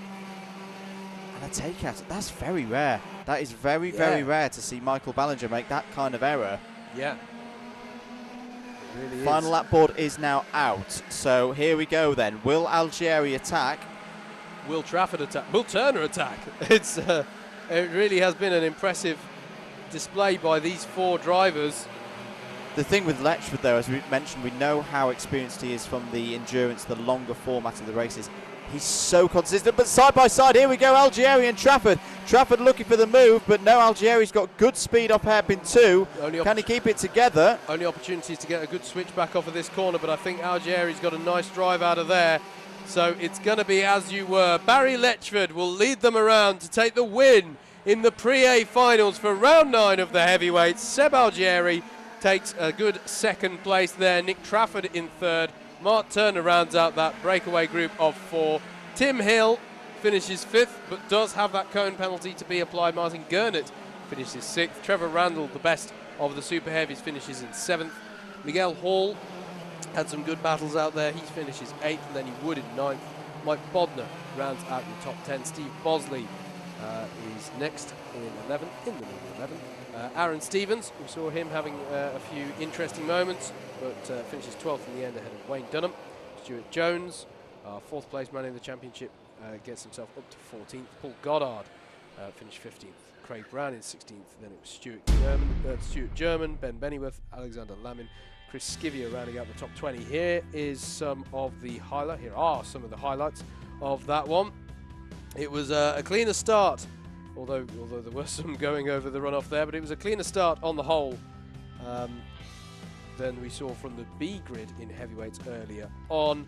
Tim Hill, I think, apart from that cone, to be fair to him, he had a really good race. Here was the slightly scary moment up at Pylon and at Complex Nouvelle there, the right-hander. Good to see no one harmed in that one. As I say, apart from the cone, I think Tim Hill had a really good race. He was really racy, pulled off some good moves. with the odd contact warning, admittedly. Miguel Hall also had some good battles, that one with Mike Bodner there.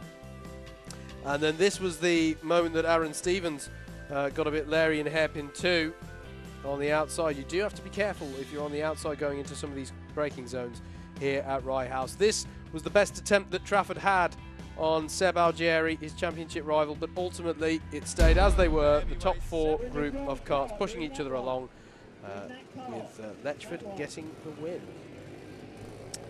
We're getting ready then for the lightweight sprint pre-A final. And the first chance for the lightweights to score up to 130 points for their championship bids. Drivers heading out onto the grid for the circuit, I should say, for their laps of practice, checking that the karts are good. There is your pole sitter, number 13, John Gooch, which I reckon might be his first ever pole position, or at least his first pole position in a while. I don't remember John having won in previous seasons. I think you might be right there, mate. I can't remember him having won, at least recently. See, that's that Mike Noon suit is worn by the actual Mike Noon. Yes. Sorry to the other wearer of that suit. It's just what I now associate with Mike Noon. Let's have a look at championship standings just before we get into this one. So Chris Woodger is your championship leader in lights at the moment by 8 points, same as in heavies. So Chris Woodger leads with 1,276 points, ahead of Mike Noon on 1,268. James Venning is third on 1,250, but has had 3 wins in the last 3 meetings. Didn't do so well at Lid. Currently those are counting as drop scores for him, but apart from that, he's been on a rich reign of form. Well, fourth, first through the middle part of the season. Matt Jones is 4th on 1,235. Freddie Fincham is on 1,211, but has now gone up to Clubman's. He's decided to say, nope, I don't want to race in lights anymore. I want to challenge myself in the Clubman's. And it's fair to say, did a very impressive job in his day. He did. At the Clubman's this morning. So he won't be scoring points in lights now for the rest of this season. Adam Wielden is also on 1,211 points, so expect him to move up to 5th today. Rob Langthorpe is 7th in the championship on 1,208. Andrew Ward is 8th on 1,207. Ben Atkinson 9th on 1,196. And 10th is Tom McKenzie on 1,184. Now, a name I did not read out there, of course, was our pole sitter, John Gooch, who, just to go a little bit further, is currently sat in 11th in points. This is a good chance for John Gooch. His best result so far this season is a 3rd, which he got in round 2 back at Wilton Mill in March. And apart from that, he's not had a top 5 since, so a very good opportunity this for John Gooch. Let's go through our grid then before the end of this little warm-up session. John Gooch, as we mentioned, is on pole position. Sam Nash alongside him on the front row. Chris Woodger and Andrew Ward will start on row 2. Emily Rogers and Rob Langthorpe start on row 3. Hussein Rashid and James Venning start on row 4. Mike Noon and Stephen Westwood, with one of his best qualifying sessions of the year so far, starts on row 5. Craig Rankin and Emils Kerimovs start on row 6. Oh, we actually have a grid graphic. Okay, sorry, I wasn't expecting that. So we'll go through again. This is race 16, the lightweight sprint pre-A final for the 9th round of the Club 100 Sprint Championships for 2018. John Gooch set a 42.446 to give himself pole position ahead of Sam Nash in 2nd place. Chris Woodger was close by 3rd on the grid. In this one, Andrew Ward starts alongside him on the 2nd row. Emily Rogers and Rob Langthorpe start on row 3, 0.03 of a second separating them. And also very, very close, a further 0.04 of a second behind Langthorpe was Hussein Rashid in qualifying, so he will start on row 4. James Venning, double winner at Ella Park, starts in 8th place. Mike Noon and Stephen Westwood start on row 5. Craig Rankin, one of his best qualifying positions so far in his time in lightweight sprints. He starts P11, and Emils Kerimovs makes his debut on the streamed rounds, at least, from row 6 and 12th place. Steve Moody and Ben Atkinson start on row 7. Matt Jones and G3 Pro's Matthew Hale start from row 8. Pej Siraj banged in a good lap to get himself in the top 20 in a very, very fast qualifying session. He'll start in P17. Richard Gander alongside him on the 9th row. Bailey Morgan, the youngest driver in Club 100 history, 13 years of age, starts this first race for him in 19th place. Terry Oliphant alongside on row 10. And then it was Adam Wheeldon who won the Pre-B final, Josh Adams who finished 2nd, Billy Robson 3rd, and Daryl Snelling 4th in that Pre-B final, wrapping out the grid. 24 karts ready for a very, very interesting race here at Rye House. Absolutely. I'm not going to comment on that one because that's very true. I agree. It's a good question. It's a very good question. Why would you? Coming in from Simon Morton. Good to know you're watching, buddy. I think we're ready for the race. I think I've seen the thumbs up from Glenn Beard, the pusher kart driver. Engine notes rise. Look at the lights. Red Green Racing at Rye House for the Pre-A final. John Gooch gets a blinder of a start. Really good. Everyone on the inside trying to hold it there. Andrew Ward fending off Emily Rogers there for 4th place. They were 3 wide on the exits of Stadium. Are they all going to make it through hairpin 1? There's pushing them, shoving. I know they're just about going to make it. There's a few running wide. Ward's wide. There's one on the grass. This is crazy down into hairpin 2. Are they all going to make it through there? I think Noon was off as well. Westwood trying to go round the outside of Ward. Emily Rogers is involved there as well into pylon for the first time. This is all about just survival, I think, at this stage of the race. Oh, and 2 drivers off. Matthew Hale is one of them in the G3 Pro suit. Cone penalty for Steve Moody. Matt Jones is off as well. What a crazy first lap from the lightweights. Let's see them coming over the line. It's Gooch from Nash, Woodger, Langthorpe, Venning, Rogers the top 6. Contact warning as well for Steve Moody. And change for the lead. Samuel Nash goes to the front, trying to hold out John Gooch there. Chris Woodger in a new suit and helmet combo trying to fight in there as well. This is important for his championship. Blimey, what a lap and a half to start off this race. Absolutely frenetic stuff here, and look at this. This is Craig Rankin. Emily Rogers having a Craig Rankin go past into Complex Nivelle, and Stephen West was almost bought into that as well, but couldn't make it happen. I have to say as well, it's not a new helmet suit combination necessarily for Chris Roger. He just hasn't got his helmet with him, so he has a Club 100 one. Ah, fair enough. After I asked him about, I said, talk us through your design in the interview, and he then revealed he hasn't got it. So there you go. Penalty for Daryl Snelling, one of our promotees from the B grid. So that won't help his efforts to come from the back of the field in this one. Yep, and he was also off the back as well, so there were contacts with Bailey Morgan making his debut. So unfortunately for Bailey, now down in 23rd position. There's Sam Nash with his little tash, leading the race. Here's the battle between Rankin, Rogers, Ben Atkinson getting involved there in the number 10.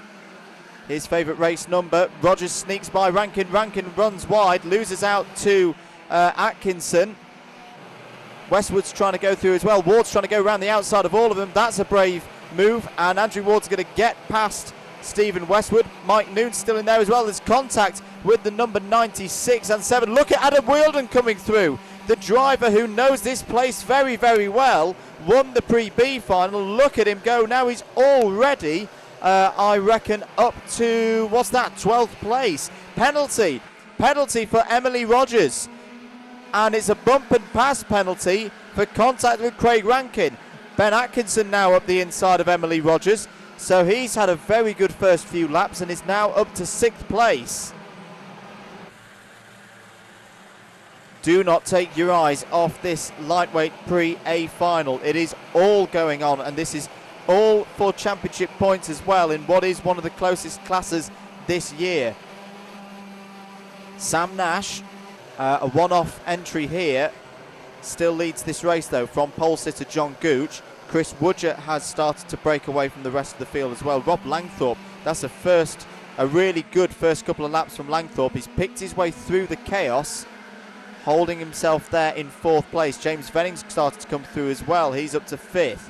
Here's the battle between Wheeldon and Mike Noon, with Emils Karimovs ahead of them in the number 96, the red suit and the white and black helmet. What can Adam Wheeldon do to get past? We know he's got a lot of pace. He sets a 42.4 in the pre-B final. After a poor qualifying, had to race through that. Already up into the top half of this race. Here they all come filing through. You can see Andrew Ward has got ahead of Craig Rankin. He's trying to challenge Emily Rogers. In fact, Andrew Ward's just set an astonishing first fastest lap, a 42.222. That is very quick. Very quick indeed. And is 0.3 of a second behind Emily Rogers. Here's this pack with Karimovs, Wheeldon, Noon that's caught up Stephen Westwood. Contact warning for Adam Wheeldon. So all over 10th place.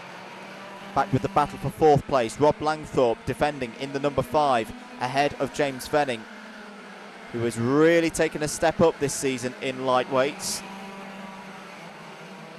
He's been very consistent in the middle part of the season. Can he recapture that form as we head into the final third of 2018? Just picking his moments, still a long way in this one to go. He's going to get alongside Langthorpe off of hairpin 2, but Langthorpe will shut that one off. Back with our leaders. John Gooch is not letting this go. This is a very impressive drive from John Gooch.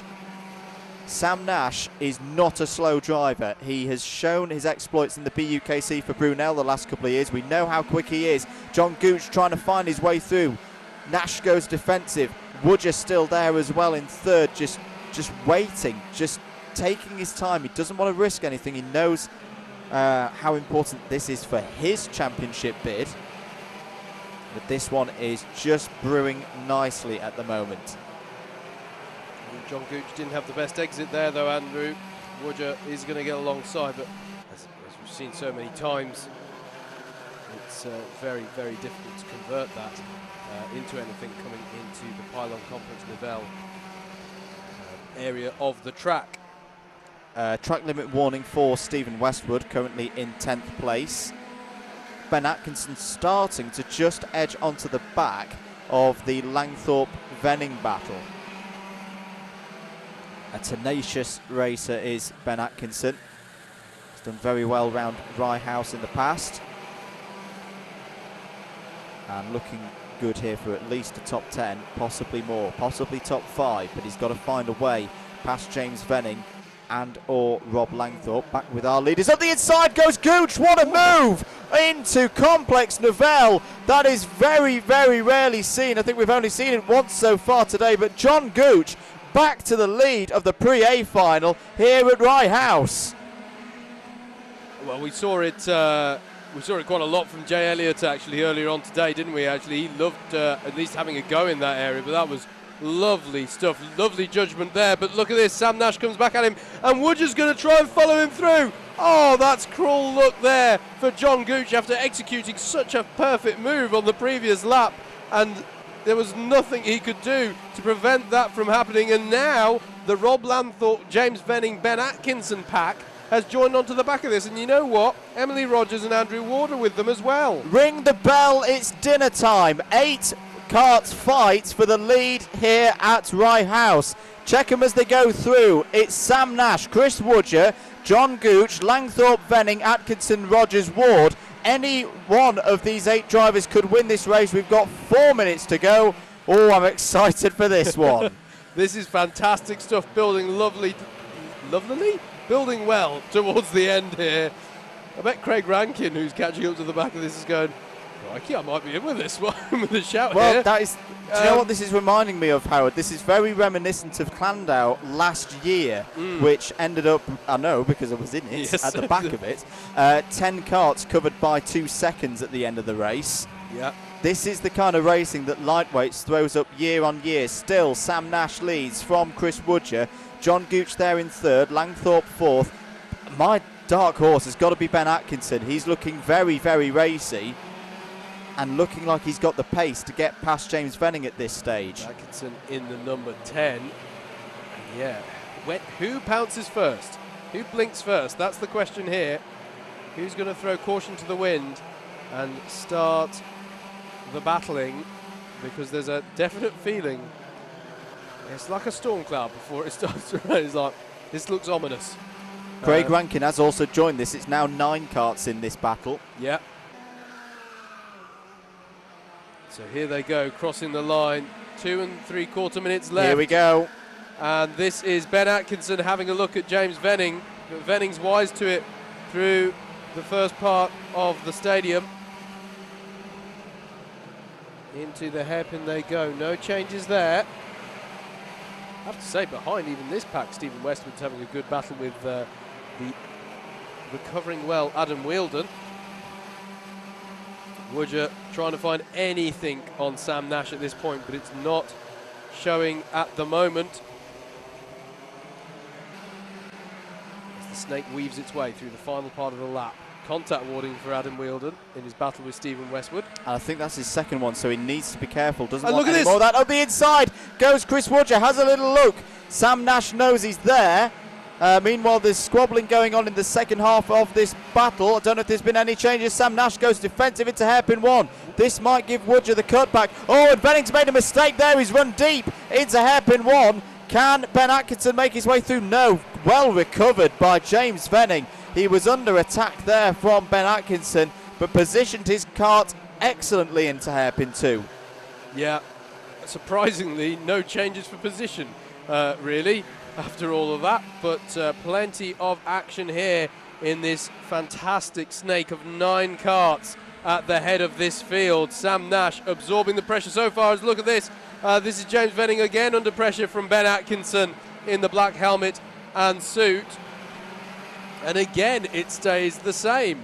Heading into hairpin 1, everybody holds station.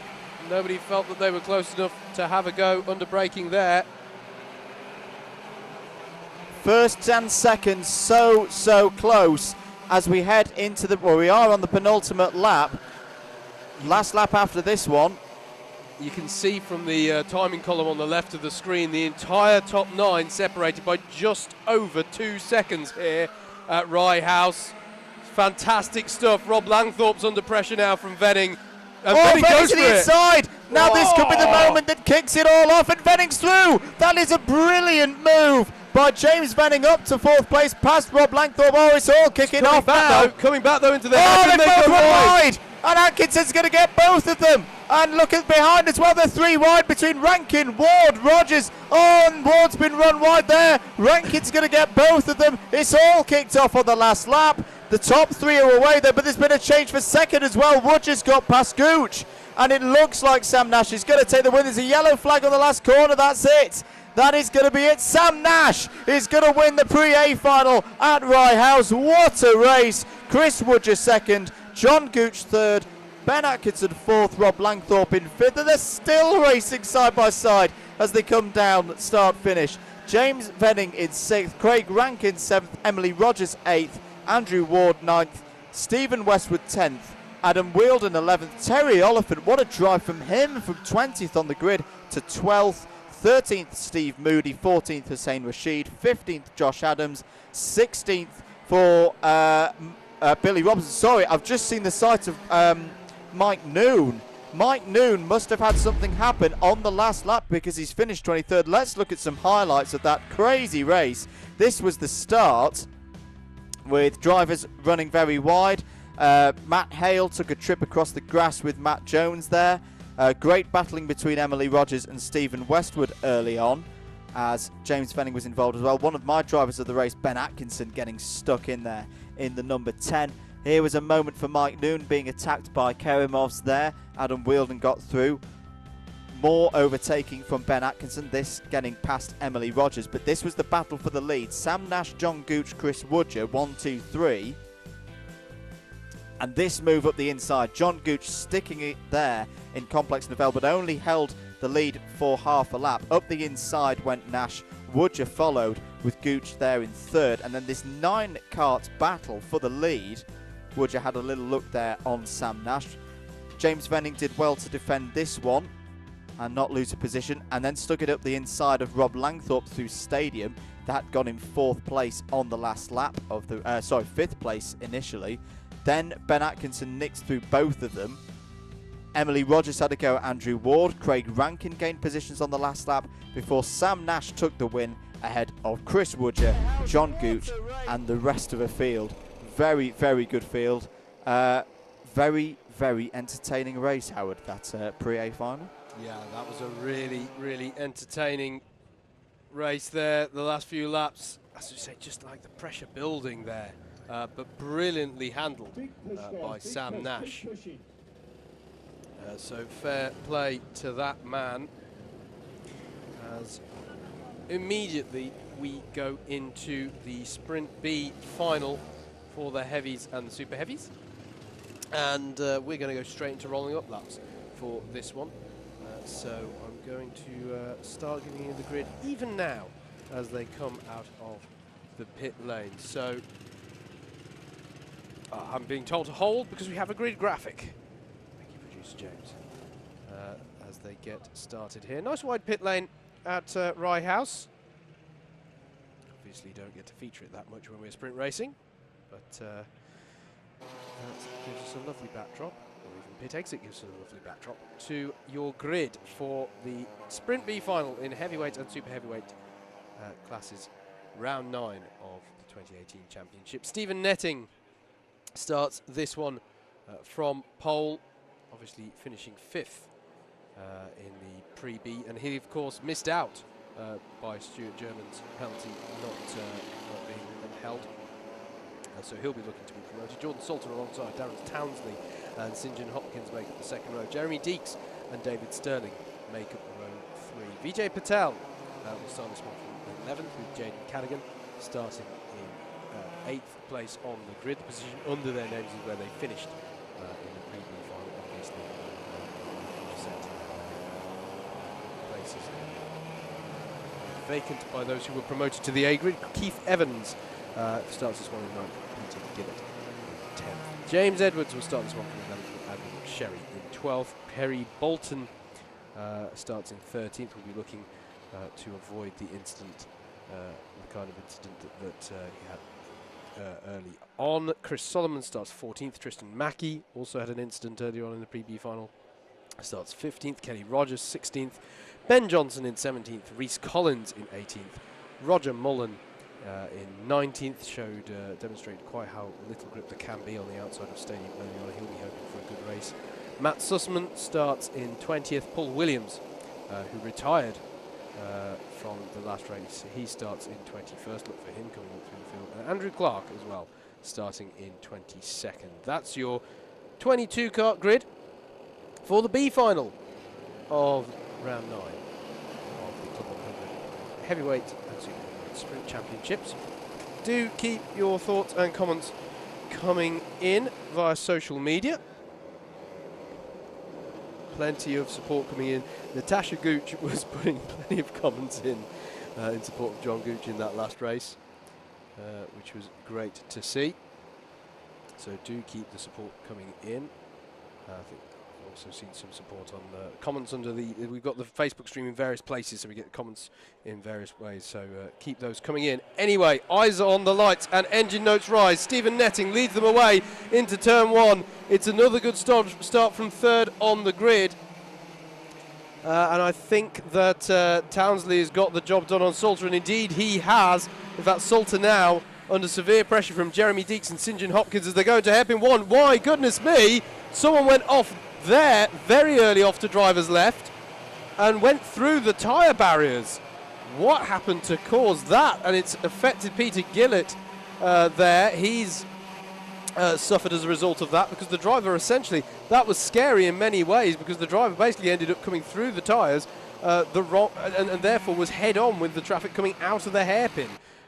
Thankfully that didn't end as badly as one imagines it could have done. Stephen Netting then leads them across the line. Darren Townsley in second. Jeremy Deeks did get past Jordan Salter on that first lap. And then it's Hopkins, Evans, Patel, Sterling, Mullen and Cadogan to round out the top 10. There's a penalty for Andrew McSherry for takeout of Peter Gillett there. So that was for that. We've got cards off again down at hairpin 1. The number 8 has gone of James Edwards, as well as one of the heavyweights there. I think that is 71 of Matt Sussman. Yes, it is. Yeah. So another incident for Sussman. But at the front, Netting and Townsley pulling away just a little bit now. They've got 1.3 seconds in hand over Jeremy Deeks and Jordan Salter. And let's not forget, folks, we're back in a B race here, so we're talking about the all-important promotion spots, and in this case, it's the top 2. So if Stephen Netting and Darren Townsley want to make it to the A final, well, at the moment they've done everything they need to do. Step 1, getting to the top 2. Step 2, work together to stay there, as there's a contact warning for the 81 of Perry Bolton, involved in the many battles. And look at this, the number 30 of Keith Evans having a go at St John Hopkins, but didn't quite come to fruition there in Complex Nivelle. Here they come again across the line. Netting and Townsley. How's Jeremy Deeks' pace? Well, he's just set the fastest lap of the race, 43.508, as Roger Mullen and Vijay Patel battle it out through the stadium. And Vijay Patel has a penalty for advantage by contact, bump and pass, so he's going to be demoted a few spots at the end of this one as well. It was a good move from Roger Mullen there in the 17 car, and challenge for the lead. Oh no, sorry, yes it is challenge for the lead. Townsley's gone for it, had a go at Stephen Netting. Oh dearie me, that's not step 2 of the plan, boys. And Jeremy Deeks is going to be right with them now as they cross the line. There he is. Well, the top 2 qualification points were safe, and then they weren't. So Townsley's out wide. He's looking a bit leery here as well. His rhythm's been upset by that. I'm not sure if he was genuinely attempting a move or if Netting just made a mistake into pylon that threw him. And and off goes there. That's Hopkins, I believe. And I think Roger Mullen's joined him. Yes. Sorry, Keith Evans has joined him. St John Hopkins and Keith Evans, as up the inside goes the 16 of Ben Johnson. Ben Johnson, yeah, this is further back, isn't it? This is on Jaden Cadogan. And Kelly Rogers is in with that as well in the number 60, and I think she's got past Ben Johnson as well now. So good racing there lower down. Right then, well, there's a 3-horse battle at the head of this one.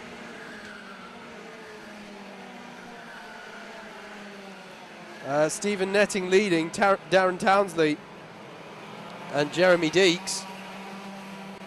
How's Jordan Salter doing? How's his pace?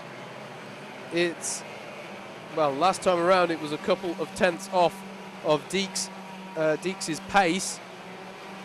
Here is Paul Williams trying to work his way through the field.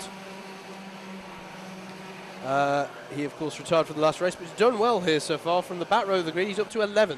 So really good drive this from Paul Williams so far. And indeed, Andrew Clark, who started plumb last, he's up to 14th as well. So 2 of our more experienced super heavy drivers working their way through here. We're now looking, though, at the battle at the front of this one. Stephen Netting and Darren Townsley, who we all thought were going to work together. That's what shocked me. That's why I hesitated when I said move for the lead, because I just didn't expect Townsley to attempt it. It's rather unusual for someone to attempt for the lead in this kind of situation with the promotion on offer. But of course, bear in mind there is a little bit of glory to be had for a B final race. We do, is it a trophy or a medal that we award for? I think it's a plate, isn't it? A plate, a lovely plate for winning a B final race, and who wouldn't want one? So the racer in Townsley going for it. Roger Mullen looking very quick at the moment. A 43.056 has just gone in from Roger Mullen. We're looking at Paul Williams here, and he's already come from the back of the grid and is up to 10th now. 6.5 minutes. Is that enough time for Paul Williams to have one of the comebacks of the season? Could be. He's driving very well here. So we're being told by Mr. Whitehouse again here. Thank you, Dave. Paul's throttle was stuck in the pre-final, which is why he retired. Yeah. So 24's wide, very wide. Through Stadium, Darren Townsley got on all the marbles in the muck on the outside of the second part of the corner there and did very well to survive. 42 and 17 having a fight. This is Jordan Salter and Roger Mullen. Now Roger Mullen still holds the fastest lap of the race. In fact, he's done another 43.0. Look out for Roger Mullen. He might start coming through here. He's got the time on his hands to be able to get those 3 extra positions to get up to second place. Yep, agree with that. You know who's impressing me, actually? Oh, just had a track limits warning just as I'm about to give him a shout-out. Peter Gillett had that incident on the first lap. Wasn't his fault. Didn't actually come to a stop, but did need a bit of a nudge from a pusher cart driver. All of that, he's only 15 seconds off the lead. Down in 16th place, which shows you just how close everybody is. Paul Williams, got past Kenny Rogers on that last lap, and Perry Bolton got past Jaden Cadogan, so good battling in the lower parts of the top 10. There is David Sterling in the 23, having a good drive here, ahead of Ben Johnson and Paul Williams, the charging Paul Williams.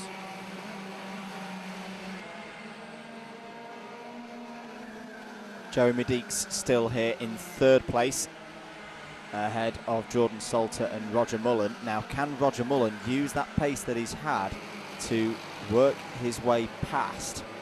There he is, the 17 at the back of this group. And this effectively a 5-kart battle now. They've really closed up.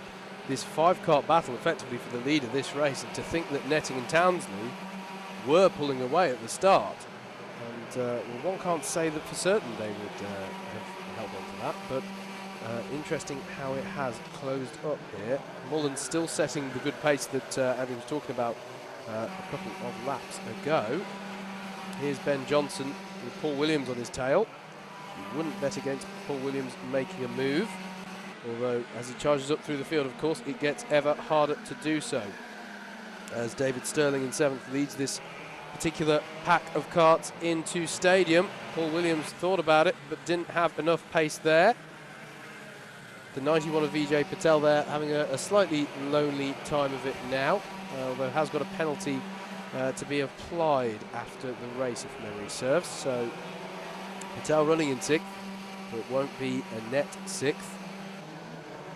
And oh, that was a robust move there on Sterling by Ben Johnson of the 16. He's got through, and Sterling didn't come to a stop, but it's allowed Paul Williams through as well. And Sterling may feel a little bit hard done by there, as he's now under pressure from Kenny Rogers. Kenny Rogers to the inside of Stadium, but Sterling holds on.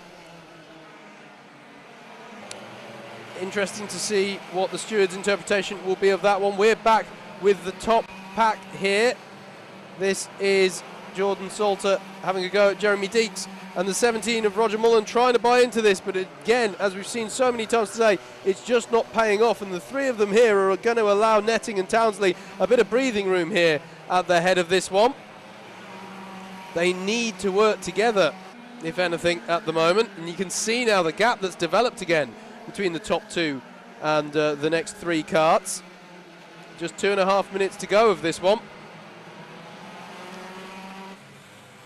And Townsley's having a look at Netting for the lead, and he's going for it up the inside of the hairpin. He's going to hang on to it now, and that was a nice move, but no, coming back goes Netting. They're not interested in qualification right now. It's all for the win of this one. Netting back up the inside into hairpin 2, heading side by side. Townsley's going to try at the inside of Complex Novell. Steady on, lads. And out wide goes Netting. And only saving grace is that the 3 behind them are battling as well. It has to be said. This is the conundrum of the sharp end of the B final. Do you want to be on the A grid, or do you want to win? 2 of them have gone, Howard. Yeah, 2 of them have gone. What's happened behind them? Because it's Roger Mullen now. Did we miss something whilst we were looking at the 2? Deeks is off, getting recovered at hairpin 1. So drama behind the top two as well. We were focusing on the challenge for the lead as there's a penalty for Jordan Salter in fourth, so he's out of the equation now and he's 3 seconds down the road anyway. And look at this, Roger Mullen having a look at Darren Townsley. Do you want to get through to the A grid or do you want a race win? That's the question being asked here, and I don't know if these drivers know what their answer is. I don't think Townsley's got the option now. There's a gap there between Netting and Townsley. Townsley has got to defend now. He cannot think about winning the race. He's got to think about the the Trophy A final. Sorry, and up the inside is Mullen. He's going for it. Mullen's been setting such impressive pace throughout this race, worked his way up, and now he's got the opportunity for a promotion spot onto the A grid. Nothing on there through Stadium, but he had a very good try. And as you say, Andrew, Netting now just has the slightest of breathing spaces that he can work with, and it's difficult to think that Townsley, although he's had a good middle part to this lap as Townsley, as they're going to come round and go on to what I suspect will be the last lap of the race, as there's a track limits warning for Paul Williams, still working his way up into the top 10 now, nicely now, 7th place. Here we go then, last lap. Who's taking the win here? Because Townsley has closed up. And there's going to be traffic, There is Howard. traffic. Absolutely there's traffic. Good spot there, Andrew, as Netting leads them into the hairpin. And you know what? It's not going to be very slow traffic either. Because isn't that one of our former top 5 runners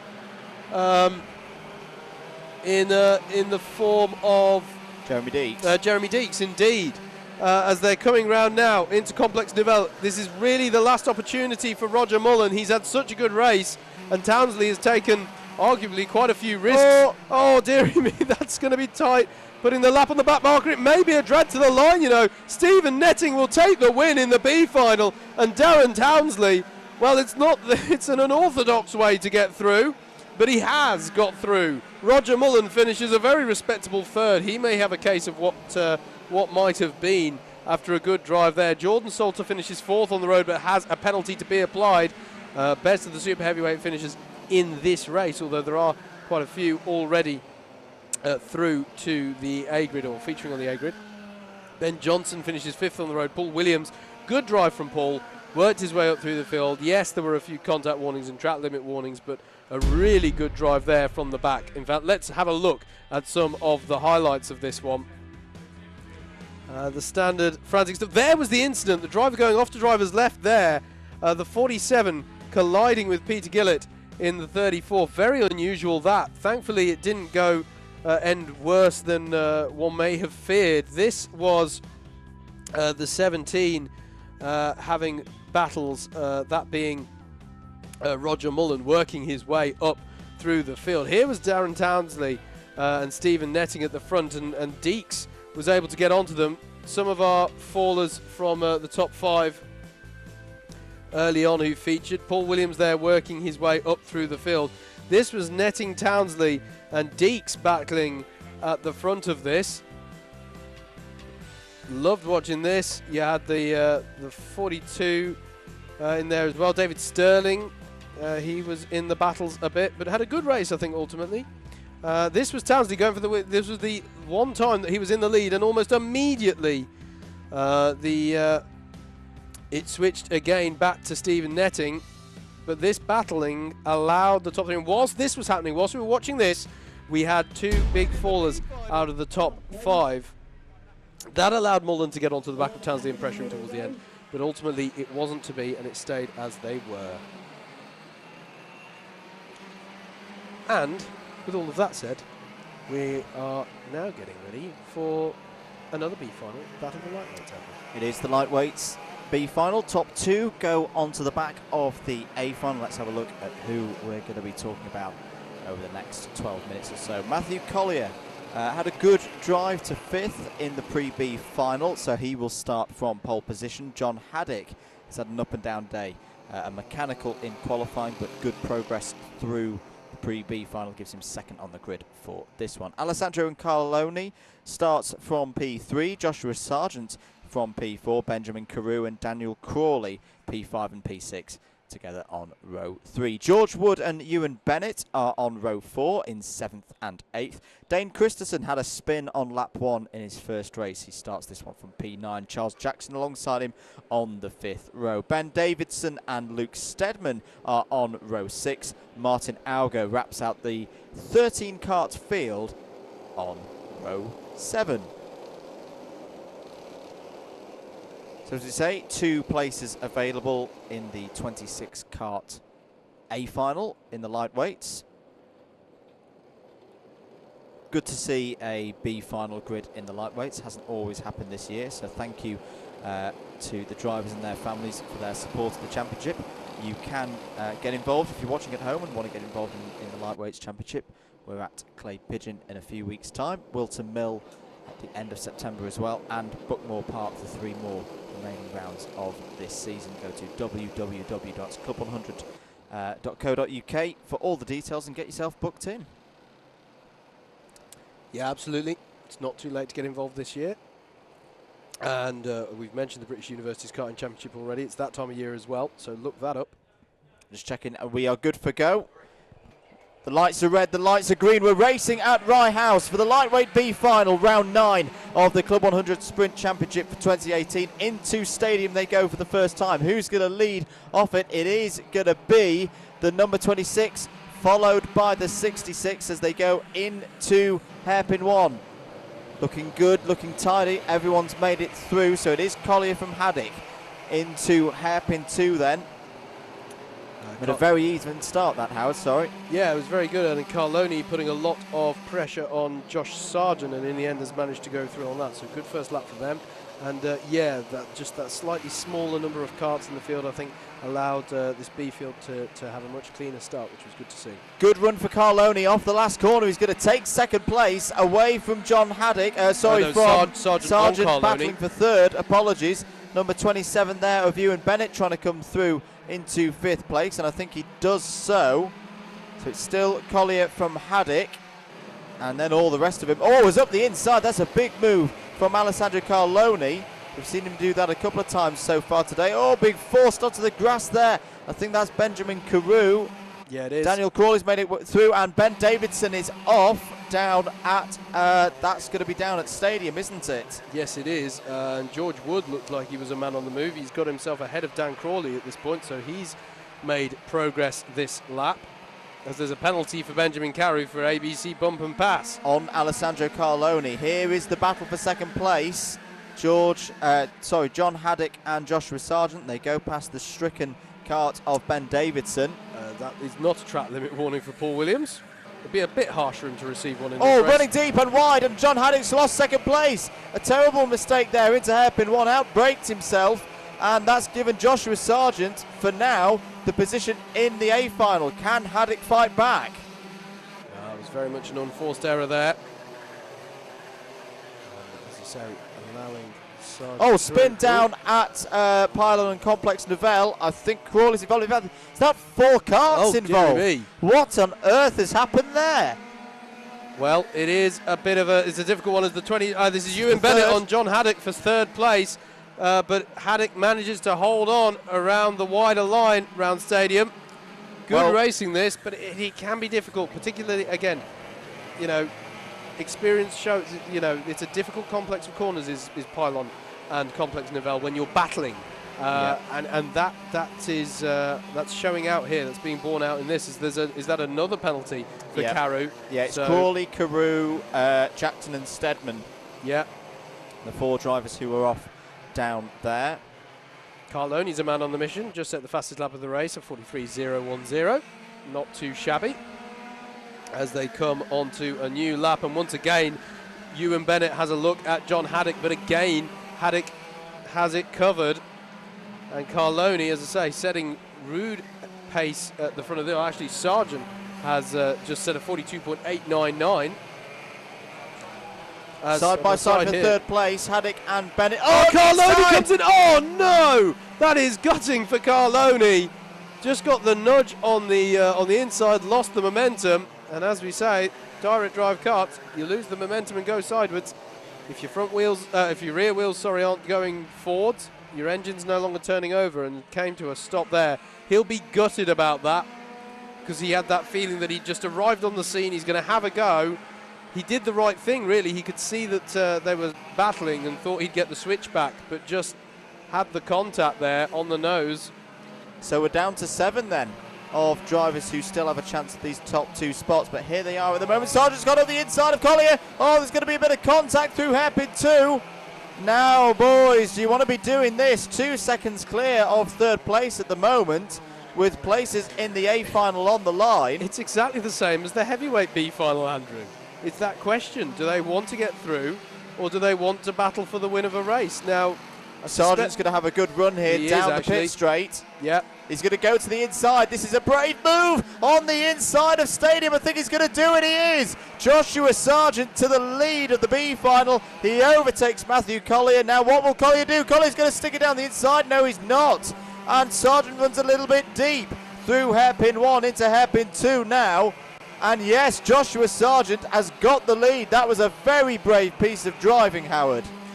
Absolutely. It takes quite a bit of confidence to throw it up the inside of Stadium like that. I was actually quite impressed as well, though, by Collier, who was out quite wide in Stadium and managed to hold on to it. But change of the lead here.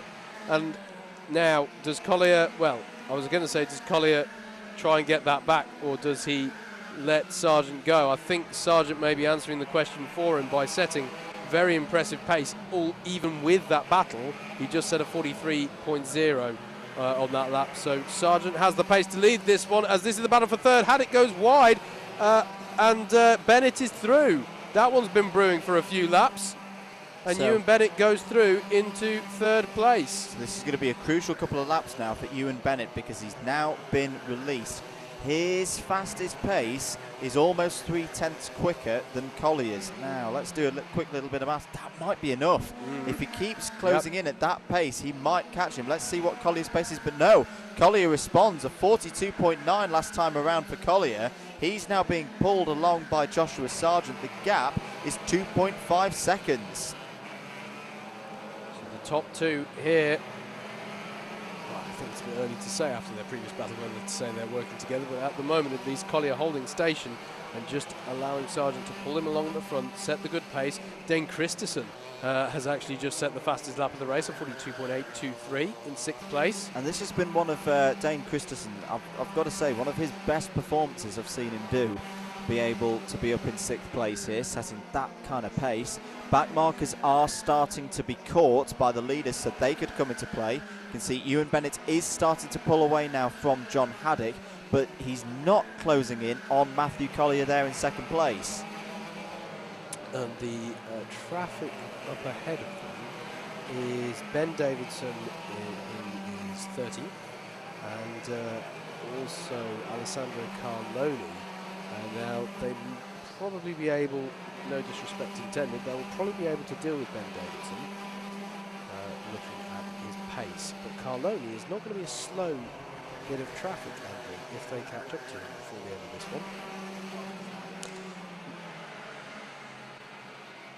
Joshua Sargent continues to lead this one then, ahead of Matthew Collier. 4 minutes 40 to go. There is the number 20 of Dane Christensen, currently in 6th place, trying to catch up to the back of George Wood, as here comes the traffic. That was Carloni getting out of the way. Oh, very good driving that. Very good. I think that was Carloni, or was it Davidson? It was... I still didn't catch it then. So the leader's not affected by the traffic. There is, yes, it was the number 18 of Carloni. Good, sensible driving there. And extending as well in the 82. He's also, he's just been lapped by George Wood. Quite a bit of field spread, of course. As Andrew mentioned, we've still got this course 7 karts who haven't been involved in any incident at the moment. George Wood here, going well in the bright pink.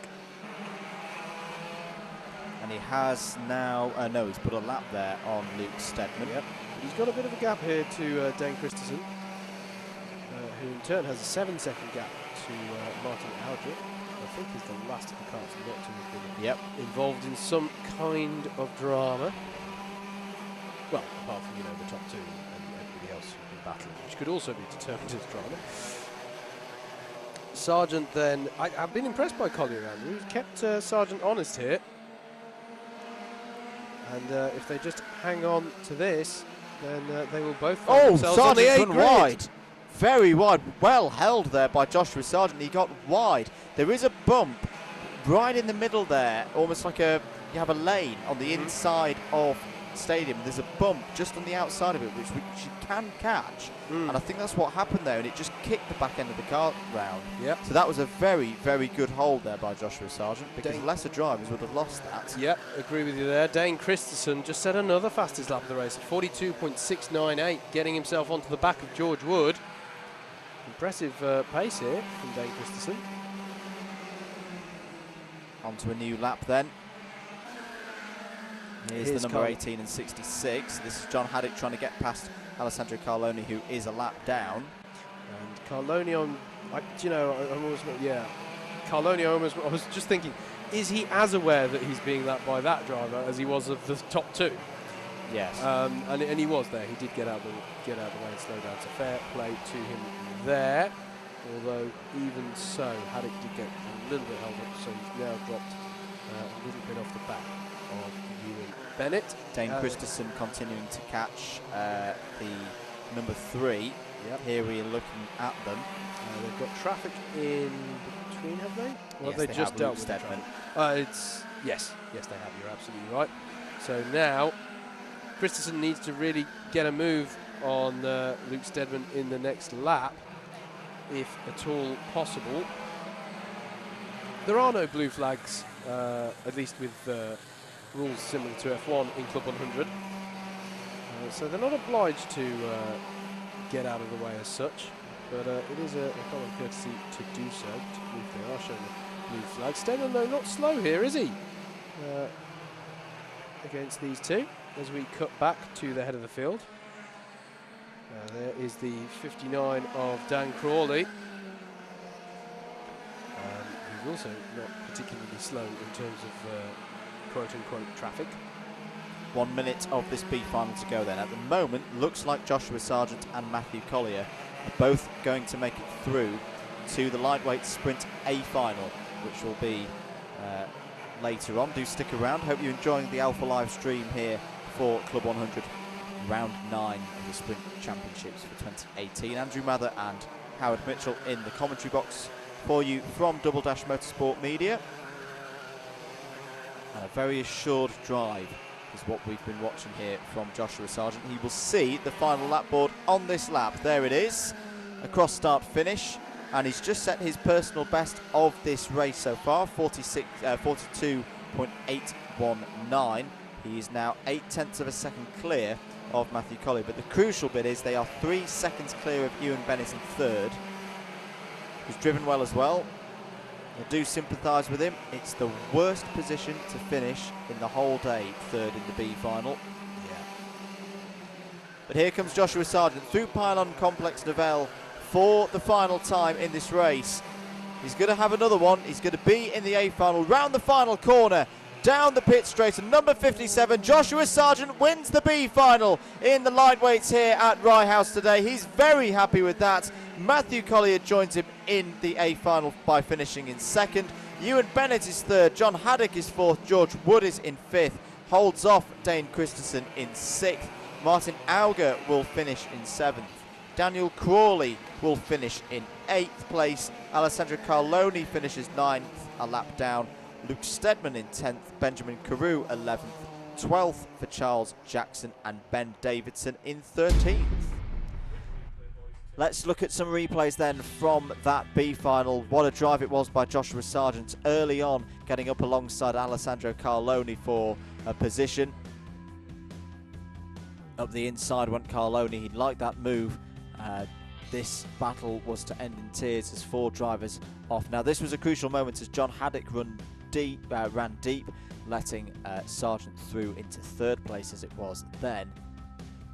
Battling between Ewan Bennett and Haddock went on for 3rd place. In the late part of the race, Alessandro Carloni having a spin there at hairpin 2. And here was the battle for the lead.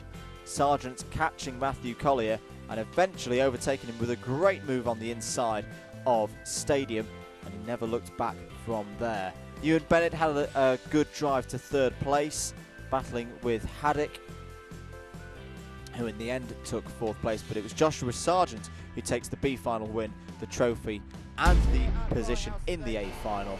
We'll see him later on for that A final for the lightweights. Howard. Andrew, how would you like a shiny trophy and 150 points in a championship? You mean 130? I do mean 130. But I like the trophy as well. Well, you can't have it because you're not out on track for the heavyweight A final. But there are 26 people who are, and this is how they'll line up for the Sprint A final in the heavyweights, round 9 for 2018. Barry Letchford managed to absorb a lot of pressure in the pre-final. He starts this one from pole. Seb Algieri alongside him. Nick Trafford will start this one in 3rd with Mark Turner in 4th. That top 4 were really strong in the earlier race. Will they repeat that here? Martin Gurnett will start from 5th with Trevor Randall, highest positioned of the super heavyweight subclass on this heavyweight grid. Tim Hill, he'll be wanting to score good points here, sitting 2nd in the championship. He starts 7th with Miguel Hall in 8th. Lenny Wood will start this one from 9th with Mike Bodner in the 36, rounding out the top 10. Steve Bosley starts from 11th in the number 11. Aaron Stevens starts from 12th. Wayne Dunham will be in 13th. Stuart Jones will start from 14th. Currently sat 4th in the standings. Paul Goddard starts 15th. He's had a good day so far. Be good to see what he can do here. Craig Brown starts this one from 16th. Stuart German will be 17th. Alexander Lamin will start from 18th in the number 4. Ben Bennyworth will start 19th with Chris Scivier rounding out the top 20. Rob Adlam will start from 21st. Adrian Brammer starts this one from 22nd. Had an incident earlier on today up at Complex Nivelle after an uncharacteristic takeout from a man who sits on the 12th row. Rob Stapleton is starting 23rd, but Michael Ballinger, unusual for him, starting in 24th. As I say, uncharacteristic ABC takeout earlier, and not on the graphic there, but very much taking part in the race. There are 2 promotees who have been repechaged, as the regulations call it, which I still quite like as a word, from the B race we were watching but a moment ago. Stephen Netting and Darren Townsley. At times they didn't necessarily look like they wanted to be promoted the way they were battling, but they did both make it through into this heavyweight A final.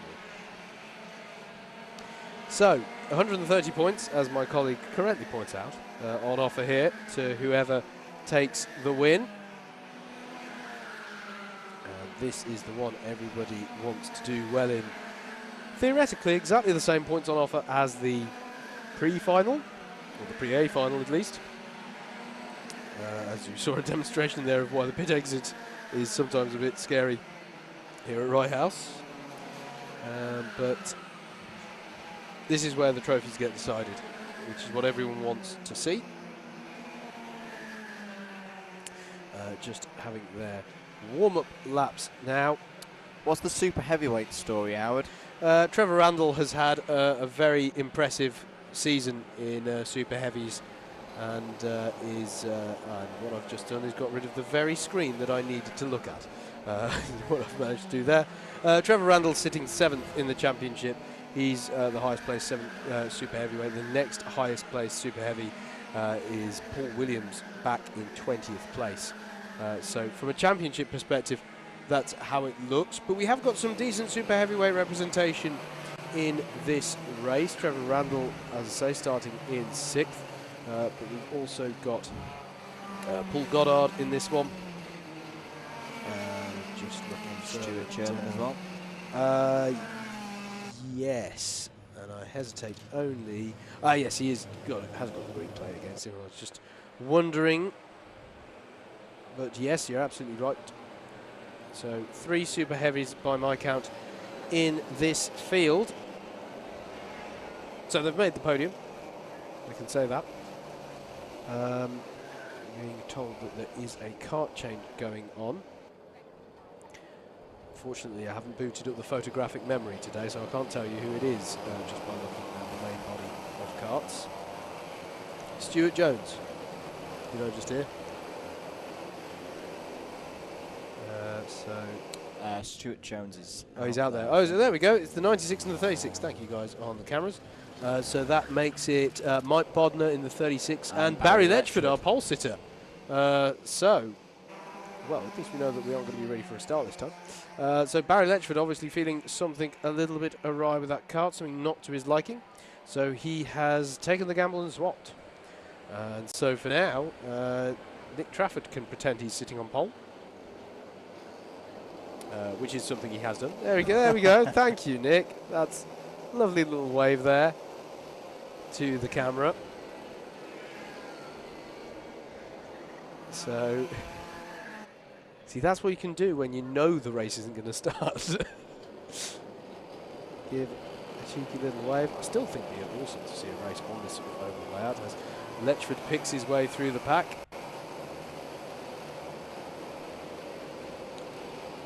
Straight, there you go. The least bumpy ride they'll have through pylon in the next half an hour, it has to be said. Has Letchford made his way through? He has. Are we going to be ready? I think we might be. So here we go. One last time in the heavyweights today. Eyes of the lights, engine notes rise. Letchford leads them away, and Trafford's had a good start immediately past Algieri there into turn one. That's exactly the start he wanted as they all work their way through. It's a big pack of karts compared to the previous race. Will they all get through cleanly? Tim Hill there is challenging. Can they all get through? Bit of bumping and barging, but they're all through cleanly by the looks of it. Huge moment for Stuart Jones, who is fully locked up as diving in there is the number 97 of Rob Adlam. Yeah. But that was well saved by Stuart Jones. He must have been about 14th position, fully locked up. I thought he was going round, but he managed to pull it back. Well, he's been working his way up through the field all day today with Stuart Jones. If anything, did not qualify where we would usually expect. And look at this, Tim Hill challenging Martin Gurnett over 4th place. He wants to get up with Trafford and Algieri, the other key players at the head of the championship, or at least they are the top 3 in the championship. Barry Letchford, though, did everything he needed to do on that opening lap in the 96 and holds on to the lead. Here we are then, and that's the 43 of Trevor Randall in battle as well. In fact, yes, he's managed to get himself ahead of Tim Hill. So Trevor Randall on the move there. And what's happened to Martin Gurnett and all of that? Oh, and who's that out wide? That is the 13 of Mark Turner. So Letchford, Trafford, Algieri, then it's Trevor Randall. Oh, Martin Gurnett's dropped down to 8th. He lost 4 places there. So drama for Martin Gurnett there as the 33 of Lenny Wood has a go there. Oh, and it didn't pay off at all there as there's a penalty for the number 11 of Steve Bosley. Look at this, trying to keep it going is Lenny Wood, and he's going to.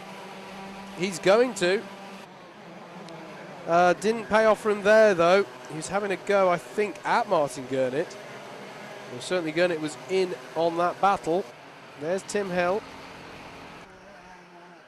His chrome lid glinting in the sun, but I'm sure he is rather more focused on catching onto the back of Trevor Randall. And Steve Bosley, of course, that's going to be an expensive penalty for him because he's running in the top 10 in 6th place. There's Stuart Jones, who's up to 11th, continues to work his way through the field.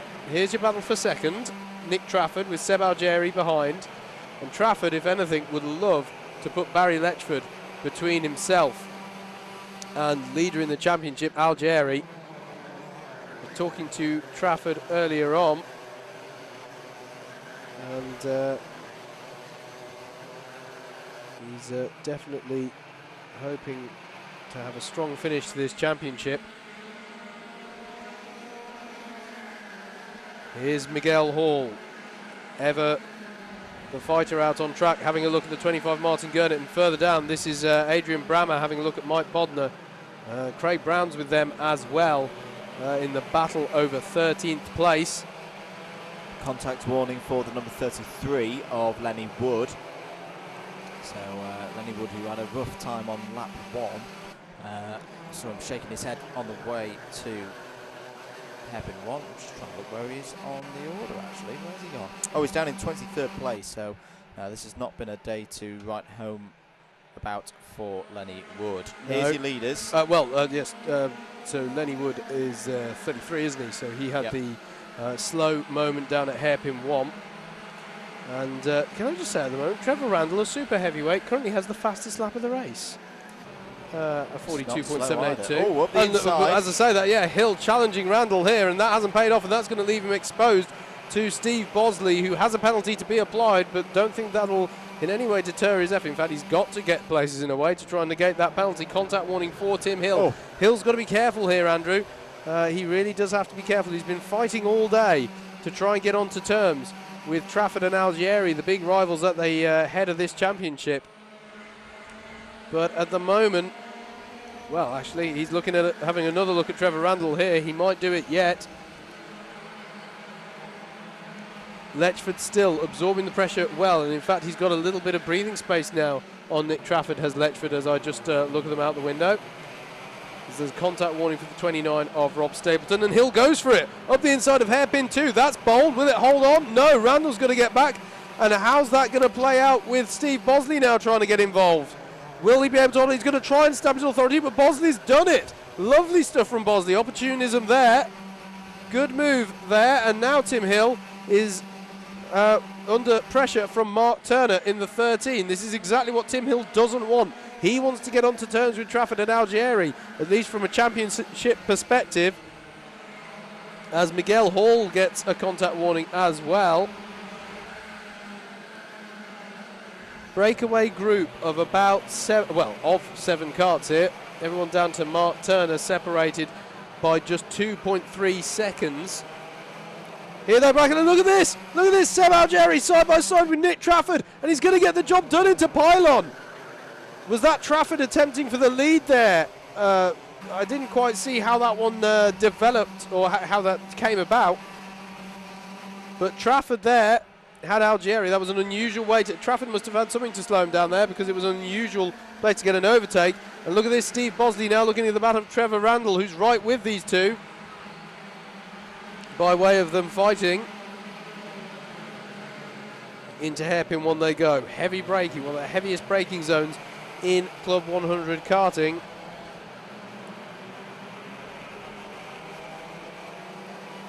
And Tim Hill, again, is back on the case. He wants to get back past Steve Bosley and Trevor Randall, if at all possible. Still over 5 minutes to go of this. Plenty to play out. Further down the field, Adrian Brammer in the number 1. He's just got past the number 2 of Ben Bennyworth. Contact warning for Stuart German, currently running in 21st. He's in a battle with Michael Ballinger, who's not really been able to get much further up the field. Not sure this is one of Michael's strongest tracks. Problem for Chris Skivier. He's fallen 3 places down the order and is yet to register as coming over start-finish, I think. So, not quite sure what's happened. No, he has now. So, problem there for Chris Skivier is down to 21st. Contact warning for Adrian Brammer. So, not for the first time this season, Nick Trafford is staring at the back of Seb Algieri. They in turn are trying to get onto terms with Barry Letchford, who's driven brilliantly. I know he races predominantly in endurances, but my goodness me, does he know how to sprint race. Steve Bosley still battling with Trevor Randall here, gets ahead. Oh, and unusually, I didn't think that would happen. Trevor Randall just didn't have the driver. He hit a bump on the runoff area there and let Bosley through, or allowed Bosley through. That was a rather unusual way. Basically, Bosley got the move done midway between the 2 hairpins there. Further back, though, this is the battle between Wayne Dunham, Miguel Hall, Stuart Jones is in on this. And you can see Aaron Stevens there with the blue on top of his helmet. There's Miguel Hall. So that's Gurnett in the 25, Hall in the 19, and then it's the 66 of Wayne Dunham. Stuart Jones in that high-vis race suit in the number 40, and then is Aaron Stevens. We cut back to the front of the field. And look at this, Bosley now having a go at Nick Trafford. Is he? No, that's Seb Algieri. He's in trouble. Yes. What's happened to Algieri then? You're absolutely right, Andrew. That was Seb Algieri, now behind Nick Trafford. So change for second place. Didn't spot it on the cameras, but Trafford is back up to second place here. And Algieri's down to third. And of course, with Letchford not really a factor in the championship at least, doing a brilliant job on this day in history, of course. But that's, in many ways, you know, he's not a factor in the championship. So if you're second, and you're at the sharp end of the championship, then you're looking good. That's the number 3 of Chris Skivia being recovered. As Bosley's strong out of hairpin too, isn't he? Seems to always have a run. It's just unfortunate for him. That's one of the hardest things to convert into an overtake. But driving well here is Bosley. He's going to have a run down the pit straight as well. Can he get to the inside of Seb Algieri? No, not that time. Trevor Randall's still there in third. He's had a little look. In fact, that was more than a little look there from Steve Bosley. Nervous times this for Seb Algieri, championship leader, down into hairpin 1. No. Algieri breaks late. Goes Randall! What happened there? And clearly unhappy with that, but what happened to Randall there? That was a high speed that he went into the grass. Penalty for Lenny Wood, but that's not going to be related to what we've just seen. Goodness me. I have to say as well, the thing to bear in mind with all of this, Bosley has a penalty to be applied, which was issued fairly early on in the race. Yep. So as he challenges our points leader in the championship, it's actually, in many ways, not for a genuine trophy, as Miguel Hall battles with Martin Gurnett. That's still that pack battling away with Dunham, Stuart Jones and Aaron Stevens. And then comes this frantic part of the field. Good super heavyweight battle going on there between Paul Goddard and Stuart German. And this, of course, now, with the incident for Trevor Randall, given Trevor Randall's form so far this year, a rare opportunity here for Paul Goddard and Stuart German to have a battle for a super heavyweight win. For a super heavyweight win, absolutely. So good stuff there. Lenny Wood looking somewhat frustrated there. It's not been his day, has he? As Bosley again is looking racy against Seb Algieri there. What's it? 3 carts off. One of them is Ben Bennyworth. Ben Bennyworth is one of them. Also Rob Adlam. I think Michael Ballinger might be in there as well. There's disappointment there. They're not getting out. Rob Adlam's in the tyres there and is having some problems recovering himself. And through come the field. This is the scary point with incidents at Pylon. It's blind for the driver going into there. And this is where it's so important that the drivers, Andrew, follow the yellow flag.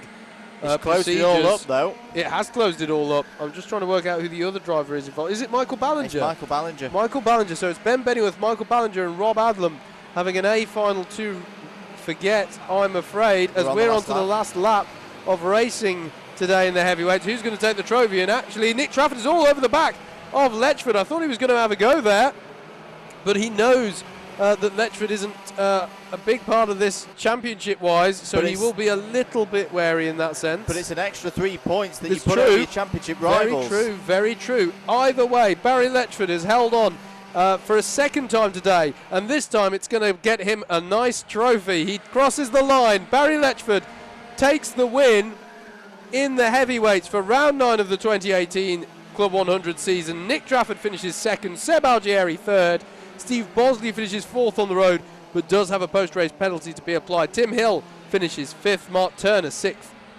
Miguel Hall in 7th, 8th for Martin Gurnett, 9th for Wayne Dunham. Stuart Jones rounding up the top 10. He's had a good, done a good job recovering from the B grid, where we wouldn't usually expect to find him. Aaron Stevens, Craig Brown, Mike Bodner, Adrian Brammer, and Paul Goddard is your super heavyweights winner, ahead of Stuart German. Here are some highlights of the race, including Nick Trafford's cheeky little wave to us on rolling up. Here was the start, and then Tim Hill trying to work his way up. Lots of battling with Martin Gurnett, and here's where it went wrong for Lenny Wood. Just a little tap off the back of the 13, so which was Mark Turner, of course. Tim Hill continued to battle on. Trevor Randall there featuring amongst those battles. This was the point where it all got interesting between Seb Algieri and Nick Trafford, and Algieri got past. Steve Bosley battling like crazy throughout this race, even having a go at Seb Algieri at one point once Trafford had got back past Algieri. And then, of course, there was Bosley looking very racy. He's really been quite a battler today, and this was the moment that Trevor Randall went out. I have to say, I didn't see any build-up to that. Here's the frustration for Ben Bennyworth, Michael Ballinger and Rob Adlam there, but it was Barry Letchford who held on to take a brilliant victory. Your podium then in heavyweights, Barry Letchford, Nick Trafford and Seb Algieri. And that keeps things ticking along nicely in the championship, as we said, because Tim Hill finished a net 4th because of that penalty for Bosley. Super heavyweights, your winner is Paul Goddard, and that's well deserved, I think, because Paul's had a really good day. I think had some really good results. Got himself up from the Pre-B final, of course, and that's been a really impressive day for him. Disappointment, of course, for Trevor Randall going out there, but Paul Goddard being able to take something home for his sterling efforts so far during today. Stuart German, though, finishing just a few tenths behind. So your super heavyweight podium would be Paul Goddard winning with Stuart German in second, and Trevor Randall, by way of still being in this final, the A-grid final, would take the 3rd spot within that class. That's all your heavyweight action for the day. But not all of your action for today, because we still have a lightweights to go. A lightweight A final to go, but we'll mention again, if you are a heavyweight driver, what's the weight limit? 85. There we go. So if you are a driver of 85 kilograms or more, or actually no. Has it gone to 88 this year? Yes, you might be right. If you are a gravitationally challenged driver, that's probably a bit harsh. Not a lightweight. I'm continuing to dig the hole. And you want to get involved? We've got 3 more rounds left this season. We've got Clay Pigeon in a few weeks' time, Wilton Mill at the end of September, and then Bookmore Park later in the year as well. Head over to www.club100.co.uk for all the details to enter. Always a popular class here. 46 runners today out of a possible 50. So get your entries in. Yep. And we're going to mention it as well. Again, we're getting to that time of year. The British Universities Karting Championship, which is run and facilitated by Club 100, using the same karts. We've had several members of this field, Sam Nash being one of them there in shot, who are graduates of that championship or have raced in that championship in the past. Really is a great way, if you are a UK university student, of getting involved with motorsport. And if you are going to university for the first time, if you're a first year student, or if you're just looking for a new club to get involved with, check to see if your university has a karting club. If they do, check to see if they take part in the BUKC. If you don't have a karting club, why not? You can definitely get one started, and if the karting club in question doesn't take part in the BUKC, again, why not? Check it out. www.bukc.co.uk as they come out for the A final in the lightweight championship class. Last race of the day, last race of the round for round 9, Club 100 2018 here at Rye House. Here's your grid for the lightweight sprint A final as they head out for their practice laps. Brunel University's Samuel Nash will start this one from pole position. He won the first race. Can he make it a double here at Rye House today? Alongside him on the front row is Chris Woodger. John Gooch had pole position in the first race. He's already got his first podium of the year. Can he get a second? He starts from row 2. Alongside him is Ben Atkinson. Rob Langthorpe did well to get 5th in the first race. He starts from there again in this one. James Venning alongside him on the 3rd row. Craig Rankin and Andrew Ward start on row 4. Stephen Westwood and Adam Wheeldon will start on row 5. Terry Oliphant started 20th in the first race, got up to a net 11th place after Emily Rogers' penalty put her in 12th. They line up on row 6. Hussein Rashid continues to impress. He's alongside Steve Moody on row 7. Josh Adams and Billy Robson both raced up through the Pre-B final. They will start this Trophy A final on row 8. Matt Jones and Emils Kerimovs will start on row 9. Richard Gander and Matthew Hale from G3 Pro Racing will start on row 10. Bailey Morgan, 13 years of age, youngest competitor in Club 100 history, starts from 21st on the grid. Mike Noon had a spin on the last lap of the previous race, so he will have to start this one from 22nd. Pez Taraj and Darryl Snelling will start on row 12 and 23rd and 24th. And Joshua Sargent and Matthew Collier raced through from the Trophy B final into the Trophy A final. They will start on row 13 in 25th and 26th positions. I think it's fair to say the youngest ever competitor in Club 100 history has done pretty done well. Bailey Morgan. Standard age, if you're watching and you're interested, the standard starting age to take part in Club 100 is 14 years of age. But Bailey being given dispensation for that based on racing experience, holds an NSA racing licence. And so far has been driving well.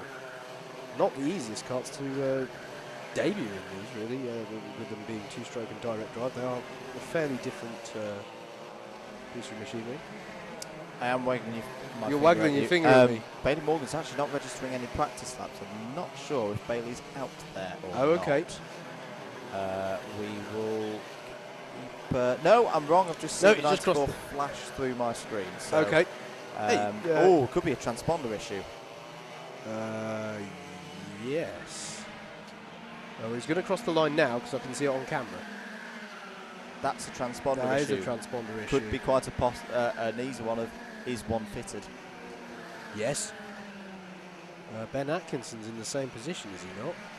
Oh, no, he's registered no, I think Ben's gone in for a kart change. Okay, okay. Sorry, folks. We're describing stuff that you can't look at unless you've got the timing screen on any of your devices. That Bailey Morgan is out there, but not registering on timing, probably because the transponder's not been fitted. Checkered flag is out then for the end of the free running. There's Ben Atkinson. He's just made a kart change. He's perfectly allowed to do that. He will retake his position 4th on the grid for this one. Absolutely. Last race of the day this will be. Thank you very much for supporting this coverage of the 100 Championship. Oh, it's fallen off. Oh, the transponder's fallen off Bailey Morgan's kart. That's rare. That's very rare. They're secured in with split pins. Yes, indeed with a split pin, which is fairly difficult to come now dislodge. it's registering. Okay. That's probably because the transponder's made its way back to the pit lane. Never mind. I'm sure we'll get that sorted in due course. Yes, it's a fairly easily solved issue, though. No, I do feel for Bailey, because what might happen is that they get a black flag. Black and orange on the roll. But before the start of the... no, it's now registering on the kart. So I wonder if they've got the kart in... That's a fast-running Marshall. You drop this. No, okay. No, good stuff.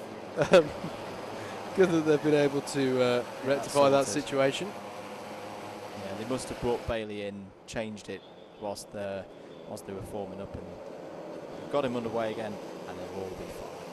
So, grid forming up then, just to remind you again, Sam Nash on pole position, Chris Woodger second, John Gooch and Ben Atkinson row 2, Rob Langthorpe and James Venning row 3, Craig Rankin, Andrew Ward row 4, Stephen Westwood, Adam Wielden row 5, and it looks like we are ready then for the A final in the lightweights. Round 9 of Club 100 2018 here at Rye House is green and racing. Good start again. Oh, there's contact on the way into the first corner there between Langthorpe and Atkinson. I'm amazed they were able to survive that, and they are all through, but it's a good start for Sam Nash. It's a good start for John Gooch as they're going into hairpin 1 for the first time. They all make it round. Stephen Westwood having a battle there with, I think, Craig Rankin.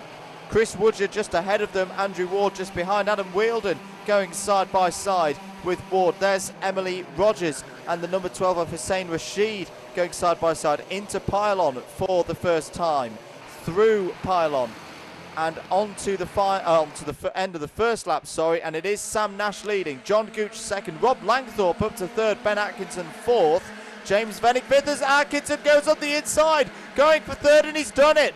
Brilliant move that by Ben Atkinson into Stadium, up into third place, and now can he start to challenge the two leaders? I have to say, Andrew, at the start of the race I saw two of Rob Langthorpe's wheels on the inside change of turn for the one and lead. filled the worst. So yeah, change for the lead, absolutely. John Gooch going for it here, side by side with Sam Nash, but one would have thought he'll stamp his authority. No, Nash holds on round the outside of pylon and gets him back, but Gooch will have the switch back here into the S's, but Nash will hold on. This is unbelievable. John Gooch is having the Club 100 day of his life. He's got a real run on the inside. Can John Gooch take the lead? Yes, he can. What a move by John Gooch. He got taken on the first race by Sam Nash. He's done the bang opposite this time, and he leads here at Rye House. Ben Atkinson's not too far behind. Fourth place, Rob Langthorpe is still there. Sixth for Chris Woodger. Stephen Westwood is having a good battle here. I can tell you behind with Craig Rankin. Back with the leaders though. Nash now in second place. Gooch back up to the lead. There's Andrew Ward starting to make his way through. He's got past Westwood, and he might have got past Woodger as well. And yeah, Wheeldon having a go at Rankin there, and he's got the job done, and it's put Rankin out to dry on the outside, and it's going to allow Hussein Rashid and Emily Rogers to have a go, and indeed they've gone through. So a bad series of corners there for Westwood, and Terry Oliphant and Matt Jones are in amongst all this as well. Venning up the inside of Langthorpe for fourth place. I think he got the move done into hairpin one. But they're still sorting themselves out onto the back straight, Andrew. Look at this, Langthorpe and Venning, and there is the 9 of Woodger as well. And it's Venning who's come out on top out of all that. And this is all over championship positions as well as Woodger's on the dirt. He's wide. He's lost 2 positions. He's now under attack from Craig Rankin in the 34. As on the inside for second place now goes Ben Atkinson on Sam Nash. My goodness me, two of the stalwarts of this class for the last few years, John Gooch and Ben Atkinson. I can't remember them having days like this. They're first and second on the road. Superb stuff. Speak to Ben earlier on, and he didn't mention he was hoping for this kind of performance. Really good stuff here. Let's see the pace this last time around, but John Gooch did a 42.364 to end lap 4. That's astonishing pace. Here they come down, start, finish. What is it this time? It's a 42.579 this time, but Ben Atkinson, look at the train coming down, and Mike Noon's coming through now in the 38. That's him going past Steve Moody in the 65, as there's a curb warning for Matthew Collier. Back with the second place battle now, Ben Atkinson and Sam Nash. Sam Nash has been in this position before so many times in the British Universities Karting Championship, and he has competed in Club 100 lightweight rounds before, normally at Clay Pigeon. You can see the bumps through pylon there that the drivers have to deal with, as Westwood there in the 24 trying to recover a little bit from a few laps ago when he was demoted so many places, and that's how it can be here. If you lose momentum, it was Adam Wheeldon currently in 9th who got past him, and now Westwood. What's happened to Mike Noon?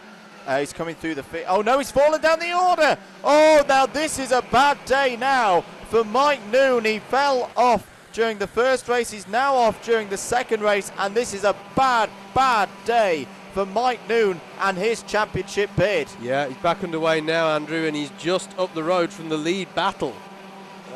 He's not going to be slow, of course, but if John Gooch carries on with this pace, they may catch up to the back of Mike Noon, as this is the 95 of Matthew Hale. Richard Gander he's having a battle with. Here's Andrew Ward under pressure from the 34 of Craig Rankin. Been driving well today as Ward. We've got a race on, ladies and gentlemen. John Gooch is being caught by Ben Atkinson. He's just lost a 10.5 on that last lap. The gap is less than 0.7 of a second now. And Ben Atkinson is pulling away from Sam Nash. This is a high-quality driver in Sam Nash, and Ben Atkinson is just leaving him in his dust. 6.5 minutes of this one to go. Remember, John Gooch not in the top 10 of points at the moment. Here's Ward going defensive now, and meanwhile ahead, Woodger is trying up the upside of Langthorpe, but nothing's on there for him. Now, Chris, I don't know if Chris Woodger knows that Mike Noon is out, but if he does, he's got to think championship now. Chris Woodger led the championship as Ward's having a battle there with Rankin. And Wheeldon's there on the scene too.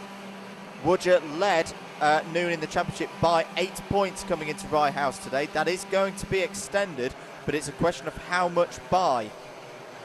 And I think Rankin just made a move there. Indeed he has. There he is now ahead up into 7th place. And Andrew Ward now has Wheeldon, Rashid, Emily Rogers, Terry Oliphant with him. As again Woodger tries up Langthorpe into turn 1 and this time makes it stick. Nice move, bold move there from championship leader Chris Woodger. James Venning next up. James Venning currently 3rd in points. Contacts warning for the number 12 of Hussein Rashid. Meanwhile, the gap between the two leaders continuing to come down. It's 0.688 of a second now between Gooch and Atkinson. There they are. And there's Sam Nash in the black suit and the white helmet in 3rd place. Mike Noon there is a lap down, but we know how quick he is. Yeah, currently circulating 42.7s, so he's not that far off the pace.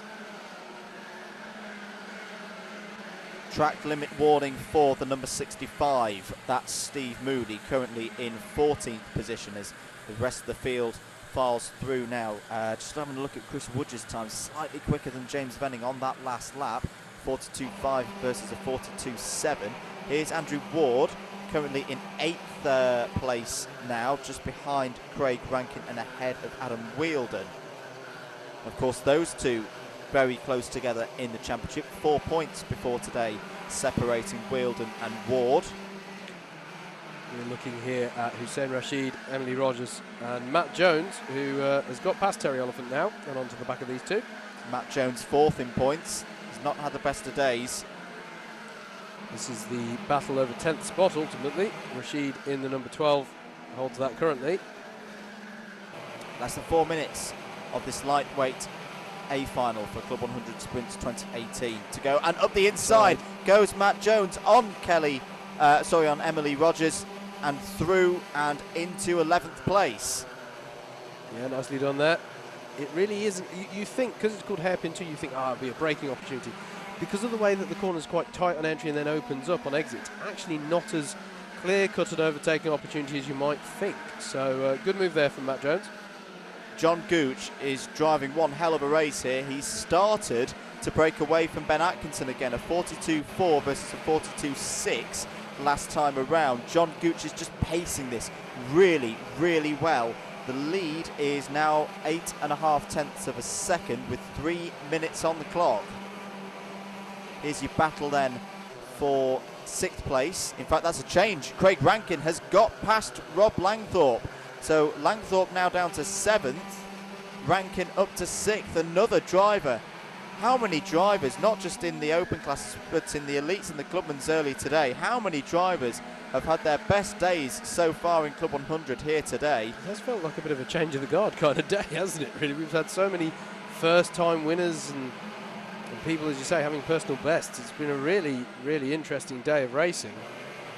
And yet somehow, Andrew, the championships are going away from here even closer than they came in. Oh, up the inside of Hussein Rashid goes Matt Jones. This is Jones trying to recover as many positions as possible in the number 42. He's going to have to go round the outside through pylon. Oh, and Hussein Rashid says no, not having any of that, and keeps the position. That was very brave driving from Rashid.